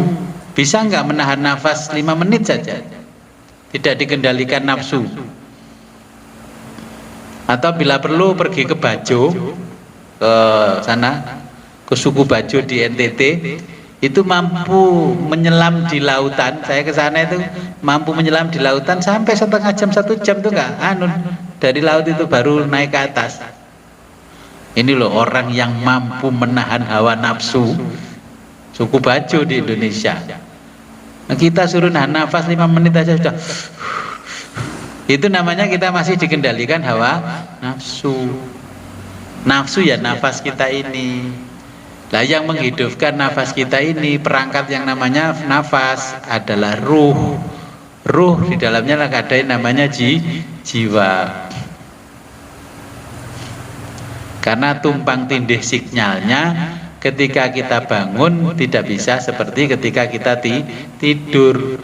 Makanya tidurnya para nabi dan rasul sama dengan bangunnya atau terjaganya nabi dan rasul. Nabi Ibrahim dapat wahyu dari mana nyembelih Ismail? Nabi Ismail dari mimpi kan? Tapi mimpinya Nabi Ibrahim berbeda dengan mimpi kita. Nabi Ibrahim sebelum tidur berdoa dulu dengan banyak munajat zikir kepada Allah. Lalu kita mau tidur, HP-nya ditaruh di sebelahnya, musiknya bunyi. Yang direkam sama jiwa kita apa? Ya musik. Terus mau tidur di kamarnya ada TV. Tadinya kita lihat TV, lama-lama kita dilihat TV. Makanya Nabi itu mengajarkan kalau kita tidur dalam satu ruangan tidak boleh ada benda apapun, kemudian lampunya itu redup tapi cahayanya tidak langsung mengenai tubuh kita. Berarti kalau ada lampu berarti harus dikasih tabir lampunya, itu yang keluar adalah redupnya. Karena apa? Biar seluruh struktur tubuh kita istirahat. Kalau lampunya terang walaupun mata kita tidur, struktur tubuh kita tidak istirahat, dianggap ini masih siang. Makanya bangun tidur tidak fresh. Kalau tidurnya gelap, bangun tidur langsung fresh. Karena sekujur tubuh badan kita, zahir batinnya ikut istirahat. Makanya Nabi itu mengajarkan makan yang paling akhir itu kan sebelum Isya. Kalau kita jam 10 makan enggak? Loh bagaimana tubuh kita mau istirahat? Wong mata kita ini tidur, perut itu masih ngolah makanan yang kita makan. Bukan wali modelnya begitu. Wali kukun ya, bukan wali kota. Berhenti supaya mereka berhenti, ya. Fisik kita supaya berhenti, ruhani kita, jasmani kita, ruhani, spiritualitas kita, jiwa kita supaya berfungsi normal. Mau meninggalkan jasad kita gimana? Perut masih memproduksi makanan sampai bangun lagi subuh. Setelah subuh perutnya kayak besesek gitu kan, kayak kena asam lambung, terus pagi-pagi ke toilet bread. Makanya dijelaskan Imam Ghazali, kalau mau spiritualitasmu terbuka, makanya perutmu jangan seperti produksinya orang pabrik roti, giling aja cangkeme, akhirnya perutnya makanya ketika makan terakhir itu Isya, tidur jam 10-11 pun bangunnya fresh karena tubuh kita istirahat semuanya. Jiwa kita tidak mikirkan kerja tubuh, mikirkan kerja spiritual. Makanya kalau perutnya kenyang, duduk zikir 10 menit ngantuk karena kita mau bekerja spiritual, kerja materialnya masih keras. Makanya Allah memerintahkan puasa itu supaya seluruh organ tubuh juga istirahat. Setahun pisan 30 hari. Jadi seperti itu kurang lebihnya. Makanya kita tinggal belajar bagaimana sampai makomnya Mbah Wali. Kita sudah belajar ilmunya Mbah Wali nih. Tinggal ibadahnya ngikuti ibadahnya Mbah Wali. Apa?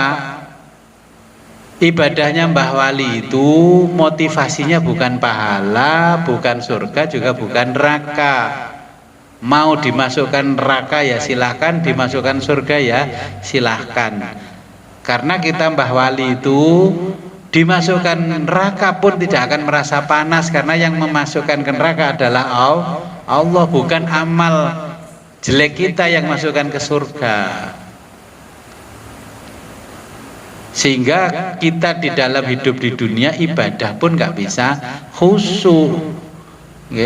Jiwa kita selalu gini, Allahu Akbar, mengingat pekerjaan, ingat jemuran, ingat jemput anak, ingat ini itu.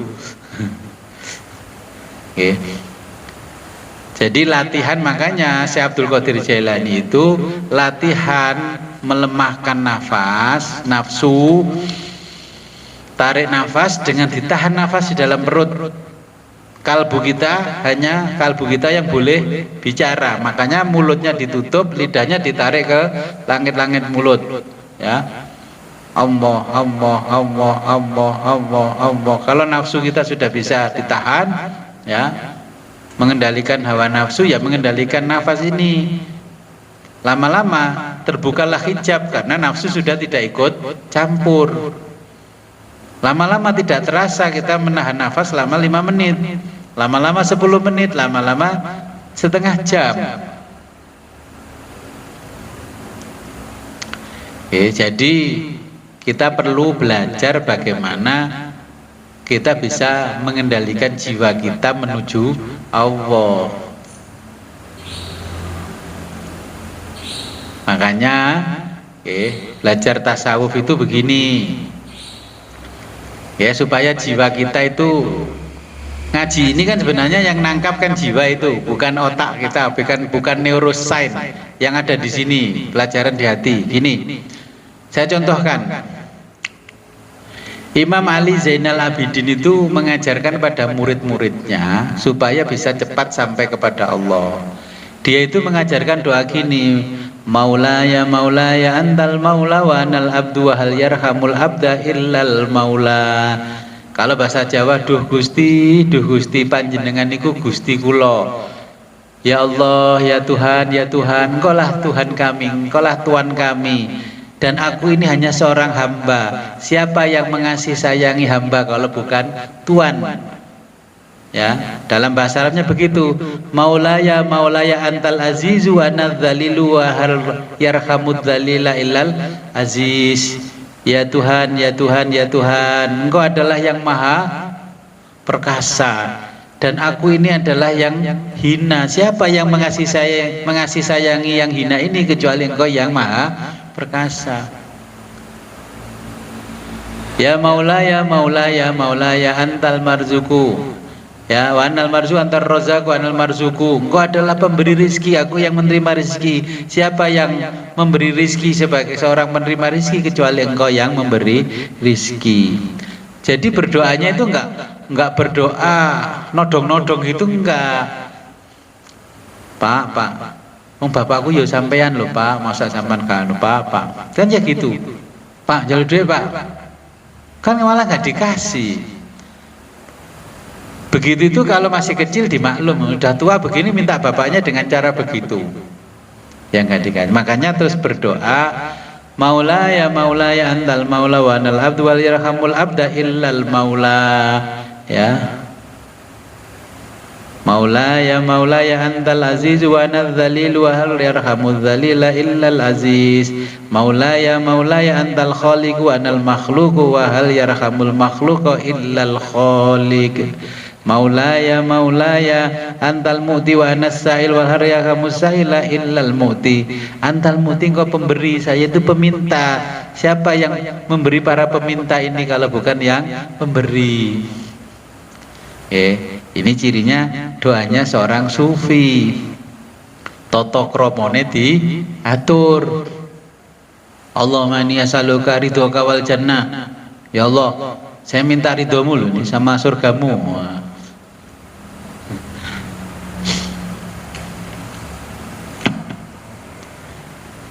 Jadi supaya makom kita meningkat, maka komunikasinya pun juga dirubah arah komunikasinya.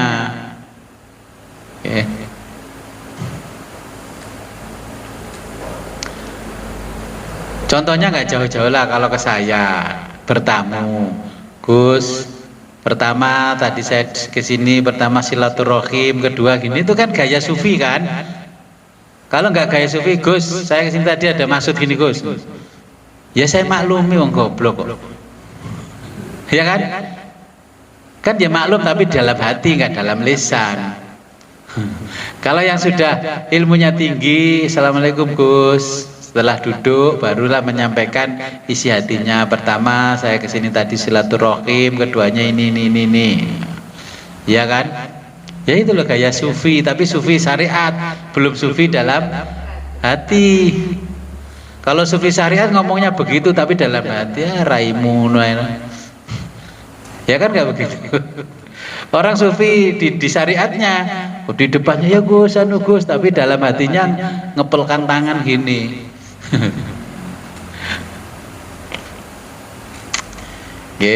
Jadi latihan meningkat ke ke makomnya wali.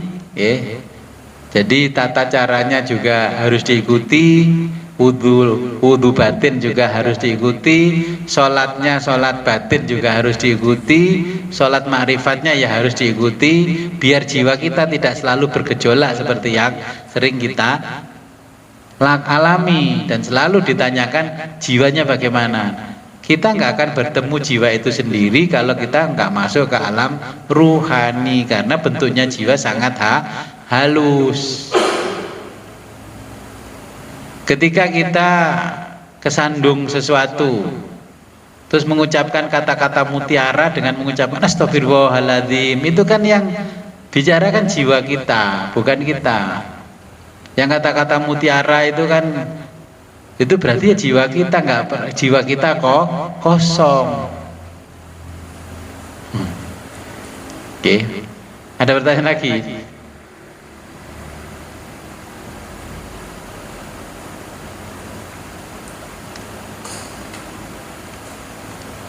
Jadi kalau mau ningkat level, mulai kata-kata doanya juga harus bergeser. Bukan berdoa Allahumma inni as'aluka ridhoka wal jannah, terus mendoakan orang tua ya tidak lagi seperti kemarin Allahumma firlahu warhamhu wa'afi wa'fu anhu waj'alil jannata masfahu. Kan kita mendoakan orang tua gitu kan menegaskan orang tua kita itu banyak dosa. Gusti ampunono Pak Kulu kaken dosa uripe, kan gitu bahasa kita. Gusti ampuni bapak saya itu banyak dosa kalau bahasa kita. Orang sufi kan tidak begitu. Allahumma ausil misla sawaba ma qara'nahu minal qur'ani, ya, wa tahlili wa tasbihi was sholawati dan lain-lain, hadiatan ila khadratin habibina wa syafi'ina wa qurrati ayunina wa ila khadratin abaina wa ummahatina, kan gitu. Sudah diajari ulama sufi, ganti dengan caranya sendiri. Bikin gaya jadi ustadzah wanti sendiri, itu sudah diajari ulama tasawuf supaya kita tidak menegaskan bahwa orang tua kita itu banyak dosa. Hanya kalau saya mati jangan doa begitu di atas makam saya. Sama dengan menegaskan Gusti ampuni Guswit karena dia seumur hidupnya banyak dosa. Ya kan nggak begitu, berdoanya kan Allahumma ausil misla sawaba ma qara'nahu minal qur'anil azim wa halalna wa sabahna wa sholaina wa sawana, macam-macam itu loh. Ya, hadiatan. Ya, ada yang fidaan. Ya, Semacam-macam. Ya itu yang dimaksud kalau orang sufi itu mendoakan tapi tidak melegitimasi bahwa yang mati itu banyak dosa. Itu orang tua kita dikubur, wah anak ini udah disekolahkan masih bodoh, ya terus gimana? Makanya sama orang tua akhirnya dibikin males ke kuburan, ke makom. Doanya nggak elit, doa orang tua gitu. Ya. Nanti kalau ke makam contohnya aja, kalau level kita sudah levelnya Mbah Wali, doakan siapapun yang ada di alam kubur tidak berdoa seperti anak kecil. Allahumma firlahu warhamhu waj'alil jannata maswahu. Terus Allahumma ja'al qubrahum riyadatan min riyadil jannah. Kalau yang baca doa anak TK, Allah sangat memahami. Ya, tapi yang kita yang sudah ngaji tasawuf, ya digoblok-goblokan sama Gusti Allah. Ngaji tasawuf, doakan orang tuanya kok redaksinya begitu. Ya. Baca Yasin, baru setelah Yasin membaca, atau di depan kita niat baca Yasin. Ya Allah, saya niat membaca Yasin di makam orang tua saya. Pahala bacaan Yasin ini saya kirimkan, saya hadiahkan kepada orang tua saya yang sudah meninggal. Ya sudah, begitu saja. Jangan mau pulang, Allahumma firlahum warhamhum wa'afim wa'fu anhum. Orang di makam tuh ngomong semua. Itu muridnya siapa kok nggak cerdas-cerdas ya? Ya, itu levelnya berbeda, Kalau nggak bisa pakai bahasa Arab, Allahumma ausil sawaba ma qara'nahu minal Qur'anil azim wa halalna wa sabahna wa sholaina wa astaghfarna dan lain-lain lah itu. Ya sudah, bahasa Indonesia saja, yang penting paham. Ya Allah, saya ziarah ke makam orang tua saya. Saya niatkan bacaan Quran saya, surat Yasin, pahala bacaan ini saya hadiahkan kepada kedua orang tua saya. Loh, orang tua itu dikirim pahala itu kan lama-lama ya diampuni sama Allah. Minta pengampunan sama orang tuanya di penjara gak pernah dikirimi makanan, minuman. Sipir-sipir di sana gak dikasih apa-apa, emang dikeluarin. Maka ini dari komunikasi juga harus kita merubah supaya level kita naik. Gus, saya ke Mbah Ngampel kok nggak pernah dijumpai. Lah kamu doanya Mbah Ngampel nyedak nol. Kalau ke Mbah Ngampel begini loh, kalau orang sekarang, Mbah butuh apa Mbah? Kalau seperti kita kan butuh apa? Saya butuh karpet pakai ngaji, sama gitu kan. Nggak usah datang, nggak usah diatur, langsung aja buka keranjang oren keliling, alamatnya langsung ke sini. Terus dikirim, tanya COD apa sudah dibayar. Lah kebanyakan kan kita kirim hadiah ke orang mati masih bentuk COD, suruh bayar sendiri. Ya kirim hadiah orang mati itu ya sudah dibayar dari sana, kini tinggal terima. Itu kalau kita analogikan dengan kehidupan di dunia. Ngirim saya hadiah itu ya jangan saya suruh bayar. Kalau gitu aja anak kecil kan bisa. Makanya tuntunan seorang sufi kalau ngekholi orang tua itu dibacakan Al-Quran 30 juz, disembelihkan kambing. Ini kan hadiahnya kepada siapa? Kepada beliau yang sudah meninggal. Karena beliau yang sholat di kuburnya itu menanti kiriman kita, paketan kita. Banyak gini, itu ngaji sama Gus Wid gak cerdas-cerdas, saya didoakan orang tua di kubur mudah-mudahan keluar dari ngajinya Gus Wid aja karena gak cerdas-cerdas. Jadi ya ngaji tasawuf kan harusnya gitu, kita bicara keabadian jiwa juga.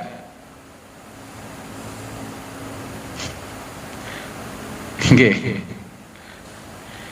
Nggih, silakan Pak. Tadi disebutkan bahwa ibadah persolatan itu tingkatannya tiga. Ya. Alim, Arif. dan masing-masing ibadah antara alim Bagaimana? Kalau dikaitkan dengan dalam sholat, kalau juga ihdinas siratal mustaqim, baik orang alim dan alim kok. Iya sama, sama. Jadi gini, nah nanti kalau kita belajar filsafat kan hermeneutika. Kalimatnya ihdinas siratal mustaqim, iyyaka na'budu wa iyyaka nasta'in. Kalau orang abid, saya minta jajannya boleh.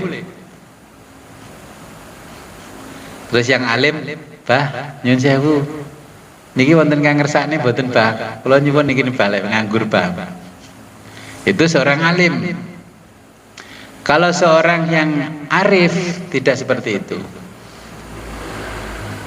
Hanya ngelirik jajan gitu aja, kalau sama-sama arif kan tahu. Gak perlu dengan berkata-kata. Jadi ketika mengucapkan ihdinas siratal mustaqim, kalau orang arif itu tidak ada tendensi apa-apa di dalam hatinya. Kalau abid itu selalu yang dibaca dalam kalimat-kalimatnya ihdinas siratal mustaqim, ya contohnya ihdinas siratal mustaqim, tunjukilah kami ke jalan yang lurus. Itu jalannya menuju surga, bukan menuju Allah. Kalau arif, ihdinas siratal mustaqim, tunjukilah kami jalan yang lurus. Makanya jalannya menuju Allah, bukan menuju surga. Google Map-nya menuju Allah, kalau ini menuju surga. Nah, ketika abid itu beribadah sama dengan begini. Ini waktunya 17 Agustus, semua jadi panitia. Terus ada orang nanya, "Bu, mau saya mintain tolong ini jadi panitia Agustusan." Terus bilang sama Bu RW, "Bu RW, mohon maaf, jadi panitia ada uangnya enggak?" Ya enggak ada uang ini untuk warga ya. Kalau enggak ada, saya ini sibuk Bu, sibuk saya ngalahkan ASN. Loh, itu minta abid itu hamba. Semuanya diukur dengan materi dan memuja bentuk. Kenikmatan pun yang dipikir ihdinas siratal mustaqim, maknanya bukan siratal ladzina an'amta 'alaihim minan nabiyyin wasiddiqin. Ya min ahlil jannah. Terus tingkatan-tingkatannya itu dibayangkan oleh abid, surga Firdaus, surga Jannatun Naim, surga Adnin dan macam-macam itu. Nah, kalau yang arif, ihdinas siratal mustaqim, jalannya menuju Allah, bukan menuju surganya Allah dan perhiasan spiritualnya Allah. Nah, kalau abid itu nggak alim karena ikut ngajinya kajian mingguan, kajian bulanan itu. Kayak orang-orang yang kajian tadi tidak belajar tematik seperti kitab seperti kita ini sampai khatam, akhirnya jadi alim kan. Nah, kalau Bapak Ibu sudah berapa banyak khatam sama saya, kan banyak kitab yang khatam. Berarti kan ya kategorinya alim dong. Level bodohnya itu bodoh di tingkatan alim, bukan di tingkatan abid. Itu. Jadi ini orang IPK-nya 2,7, ini ada 3, ini ada 3,5 ke atas sampai 4. Bodohnya itu bodoh tingkatan mahasiswa, bukan tingkatan anak SD. Kalau alim itu sudah tingkatan mahasiswa, kalau arif itu sudah tingkatan di atas doktor, namanya postdoc. Makanya namanya orangnya itu alim, gurunya mursyid. Ya. Terus cara beribadahnya, berdoanya pun sudah berbeda. Makanya saya berdoa itu selalu berdoa caranya orang arif. Jenengan merasakan nggak kalau saya tutup ngaji doanya orang arif? Makanya ihdinas siratal mustaqim, ihdinas siratal ladzina an'amta 'alaihim minan nabiyyin wasiddiqin. Iyyaka na'budu wa iyyaka nasta'in. Hanya kepadamu aku menyembah dan hanya kepadamu aku mohon pertolongan. Kalau abid itu menyembah kepada Allah bawa sesembahan. Sesembahannya apa? Walaupun tidak berupa kembang, tidak berupa hiu dupa, enggak. Sesembahannya contohnya baca Asmaul Husna, ya Ghaniyu ya Hamid 1000 kali. Sesembahannya kan itu. Mintanya apa? Balasannya. Supaya jadi orang kaya dan sukses. Ya Ghaniyu ya Hamid, ya Ghaniyu ya Hamid. Ya, itu kan makanya dia mengatakan hanya kepadamu aku menyembah. Kalau orang alim, orang arif itu hanya kepadamu kami mengabdi. Paham ketika kalimatnya menyembah dan mengabdi. Kalau mengabdi itu kan ya kerja nggak pandang ada digaji nggak digaji, kalau sudah tahu kewajibannya dia lakukan. Makanya nggak ada pertanyaan, ada gajinya, ada uangnya nggak Bu RW, Bu RT. Nah, itu kan abid itu kan hitung-hitungan.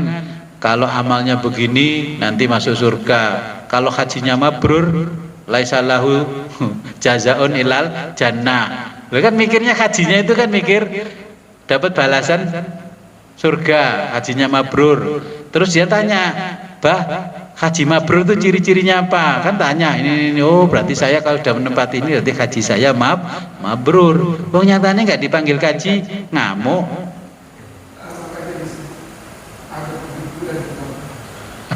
Terus ada perkumpulan haji mabrur, reuni setiap 3 bulan sekali. Ya, jadi kita menamakan diri kita sendiri mabrur, bukan Allah yang menilai kita mabrur. Makanya dinamakan bir, itu tingkatan kebaikan tertinggi di dalam ibadah namanya bir.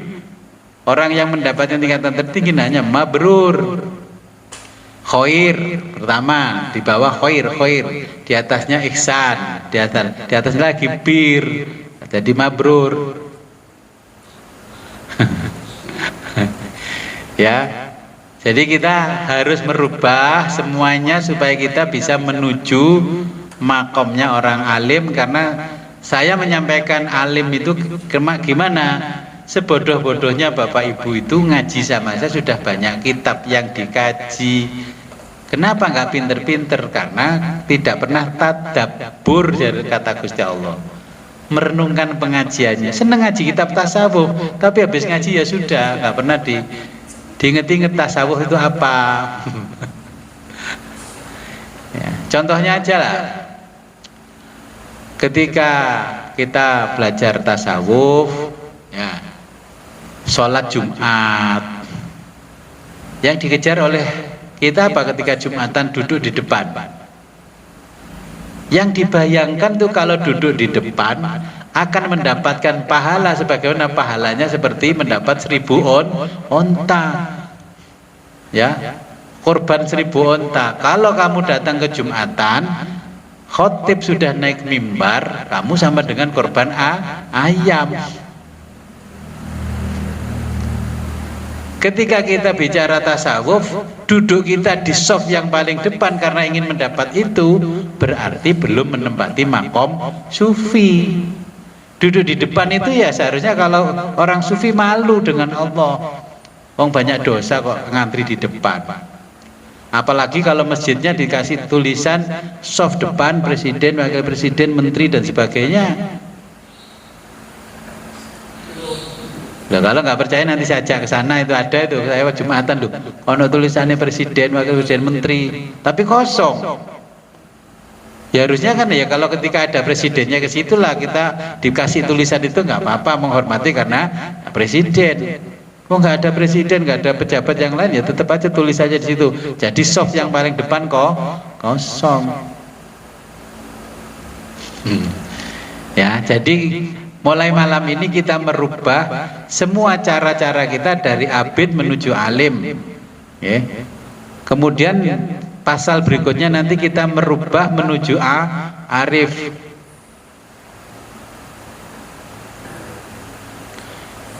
Nanti latihannya yang sudah berkeluarga bisa nggak menggauli istri tanpa mendahulukan nafsu.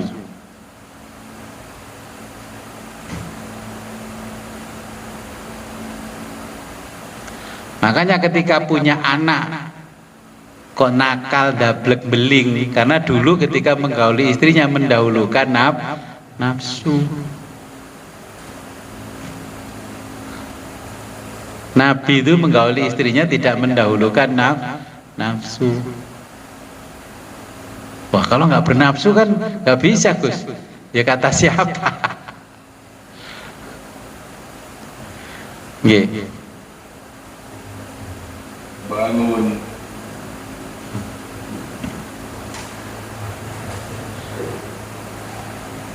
Assalamualaikum, Gus. Waalaikumsalam, Katu. Gus, kalau saya menyimak untuk alim dan arif, apa bisa dikatakan alim itu mengharap?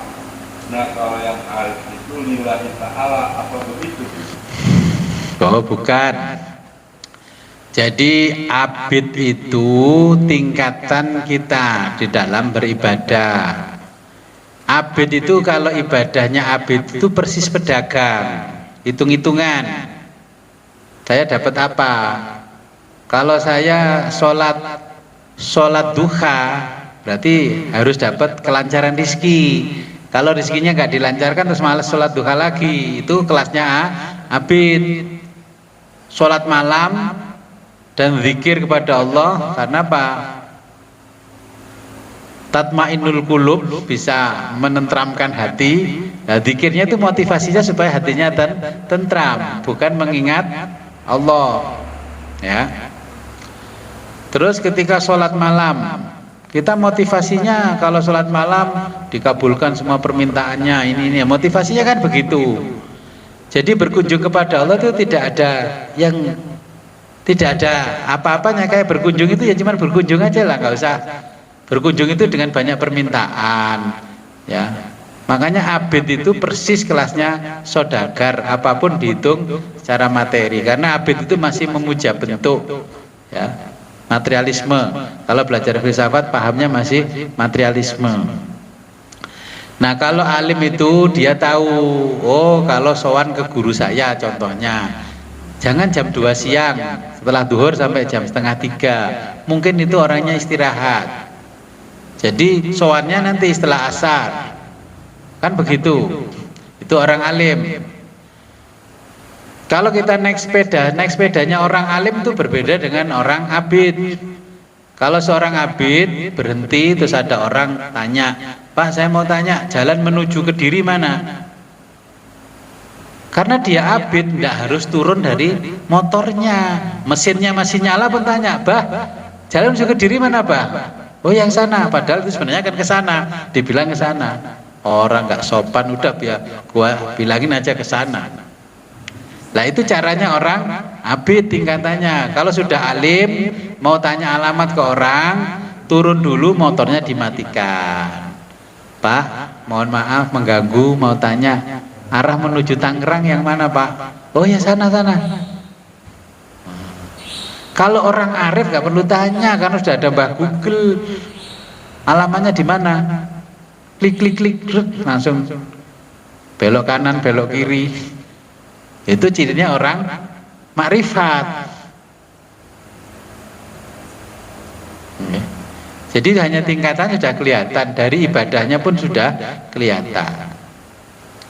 Ketika Jumat ditanya oleh orang lain, Bah, dulu kalau Jumatan aktif di depan, sekarang kok barisnya di belakang? Karena saya sudah arif, saya sudah malu dengan Allah, ya saya di belakang aja lah, pokoknya nanti ya sak paring-paringnya Gusti Allah. Yang di depan biarlah itu yang rebutan voucher, ya voucher surga gratis. Jadi itu tingkatan ilmu kita yang mempengaruhi tingkatan ibadah kita, ya. Jadi kalau orang arif, ibadah sholat malam tidak membaca doa macam-macam. Dia hanya mengatakan ana ya Rob, ana ya Rob, ana ya Rob, ana ya Rob. Dibaca itu kalau di tiba al-haditsus tsani, ya. Kan itu dijelaskan bahwa di sepertiga malam Allah itu turun ke langit-langit bumi dan berkata, hei mana hambaku yang ingin aku sembuhkan dari penyakitnya? Jawabnya apa? Saya ya Tuhan. Bahasa Arabnya ana ya Rob. Hei, mana hamba-hambaku yang sedang ditimpa kemelaratan, yang mau saya buat dia kaya, mana hamba-hambaku? Jawabnya, saya ya Tuhan. Hei, mana hamba-hambaku yang sedang dirundung sedih, ini maunya? Ya jawabnya ya, saya ya Tuhan. Iya, silakan. Ya.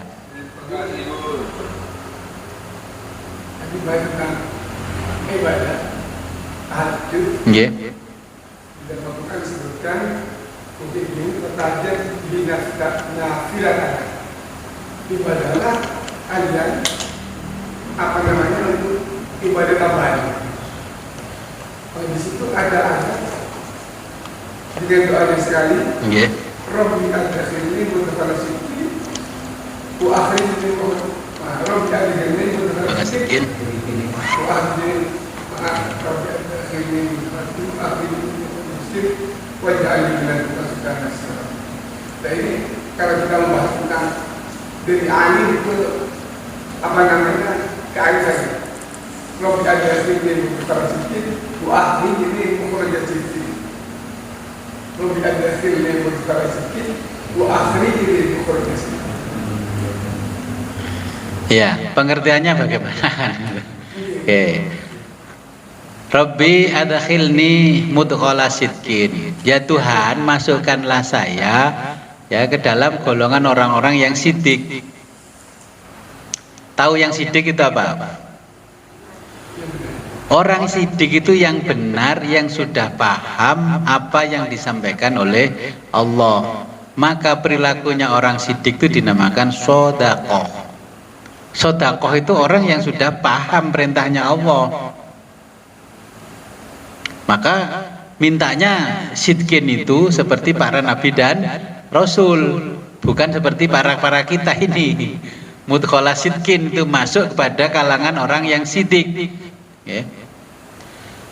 Ketika Allah mengatakan keluarkan sebagian dari rizkimu, dikeluarkan berapa memang kalau zakat?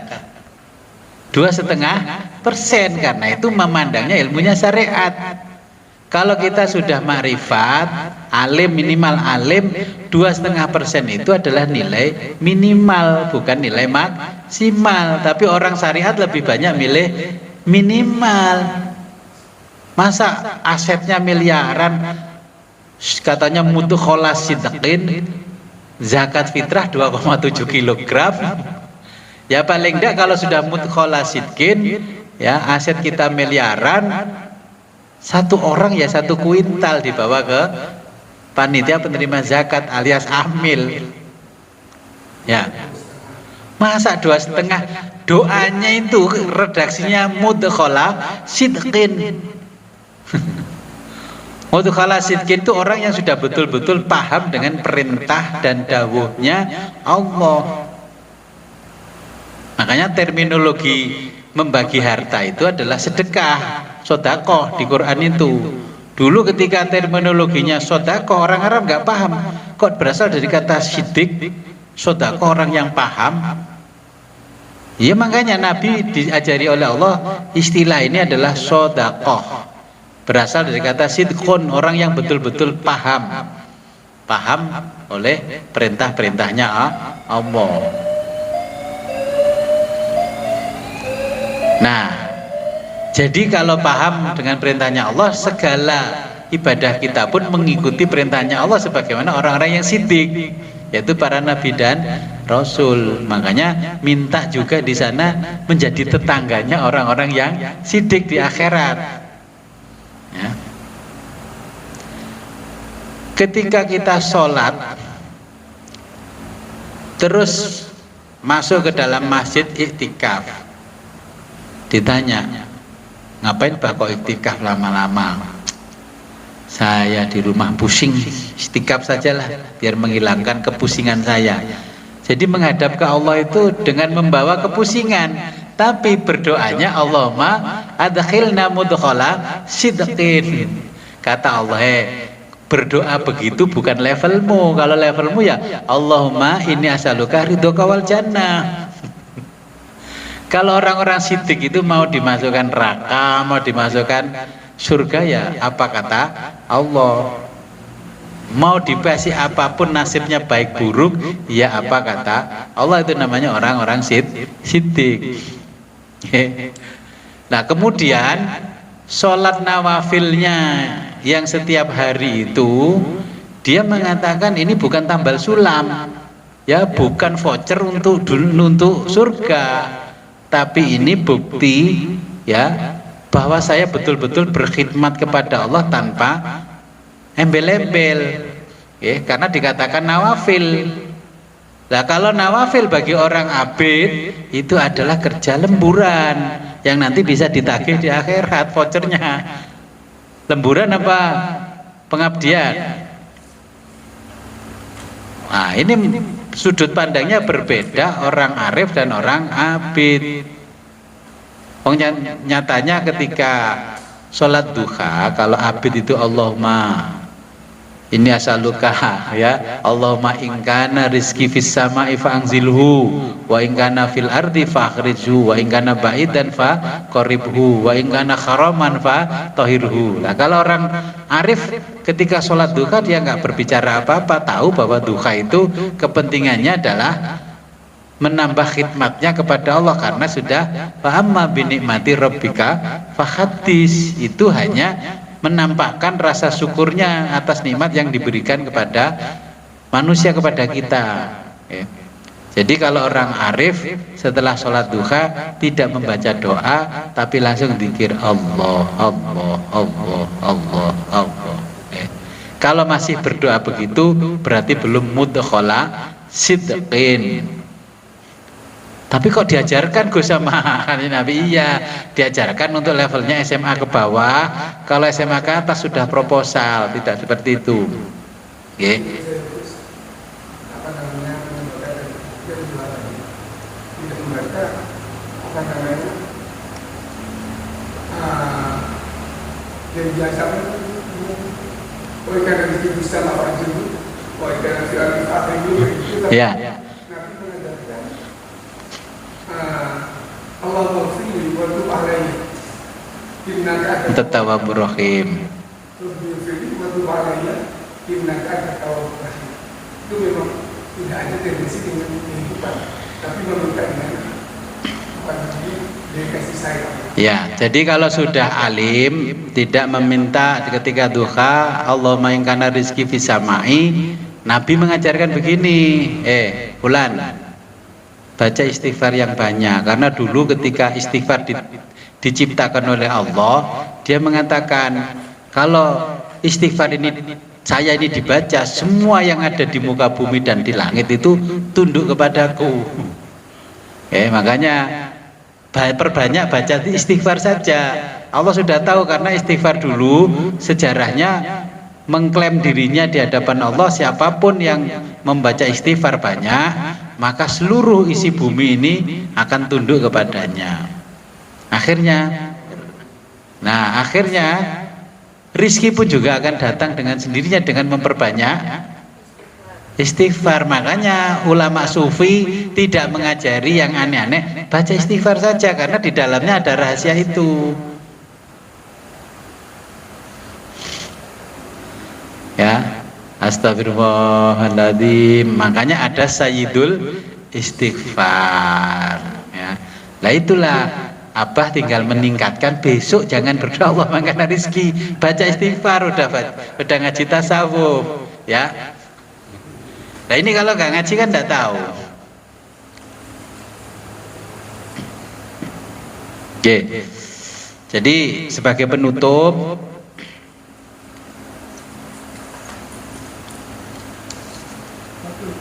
istrinya Nabi, ada yang mau tanya?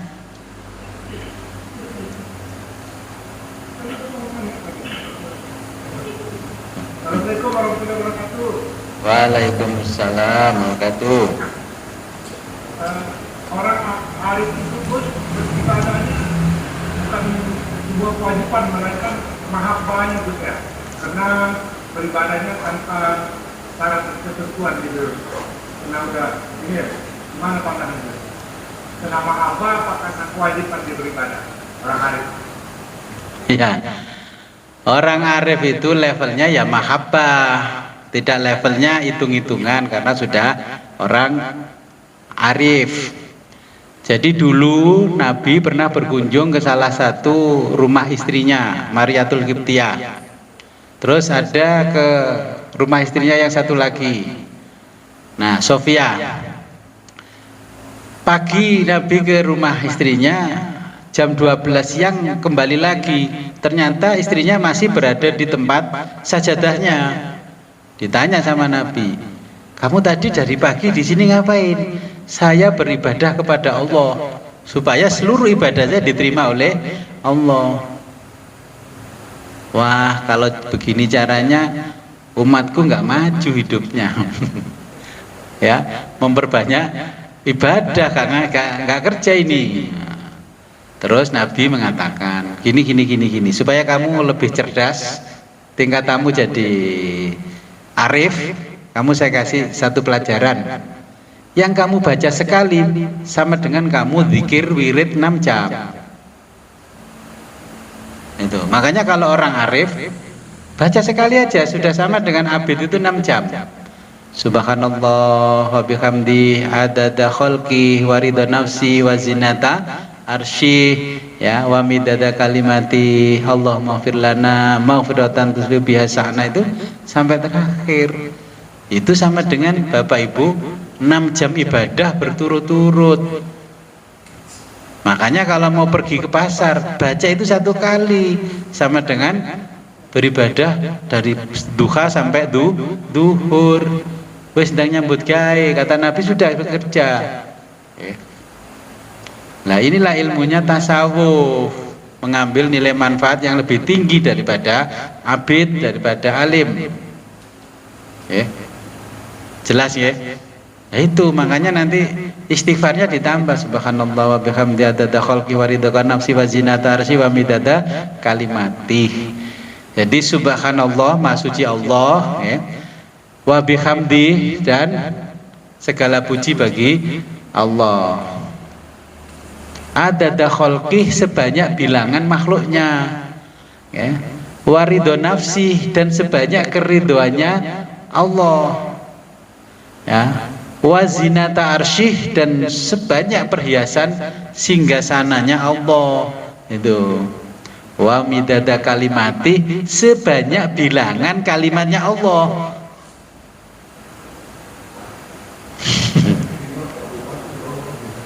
Baca 1 baris ini sama dengan ibadah 6 jam.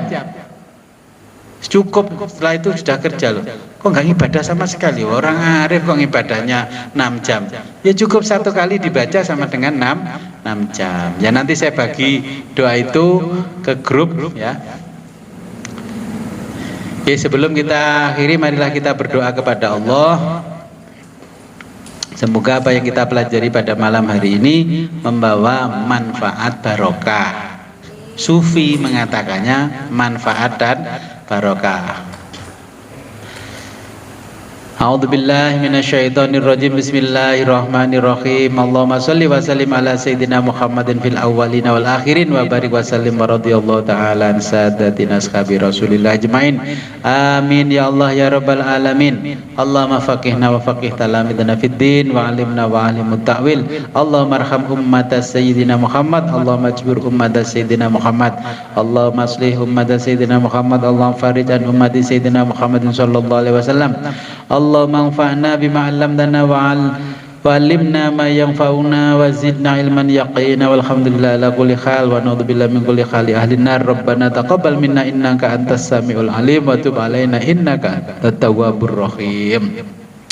Allahumma hdina siratal mustaqim. Allahumma hdina siratal mustaqim. Allahumma hdina siratal mustaqim siratal ladzina an'amta 'alaihim minan nabiyyina wasiddiqin wasyuhada'i wassolihin wa hasuna ulaika rafiqa. Dzalikal fadlu min Allahi wa kafa billahi alima. Allahumma ya syahidan ghaira ghaibin wa ya ghaliban ghaira maghlubin wa ya qariban ghaira ba'id.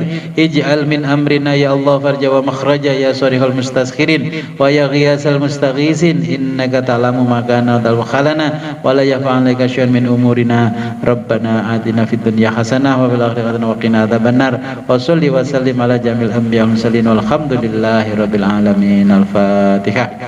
A'udzu billahi minasyaitonir rajim. Bismillahirrahmanirrahim. Iyyaka na'budu wa iyyaka nasta'in. Amin.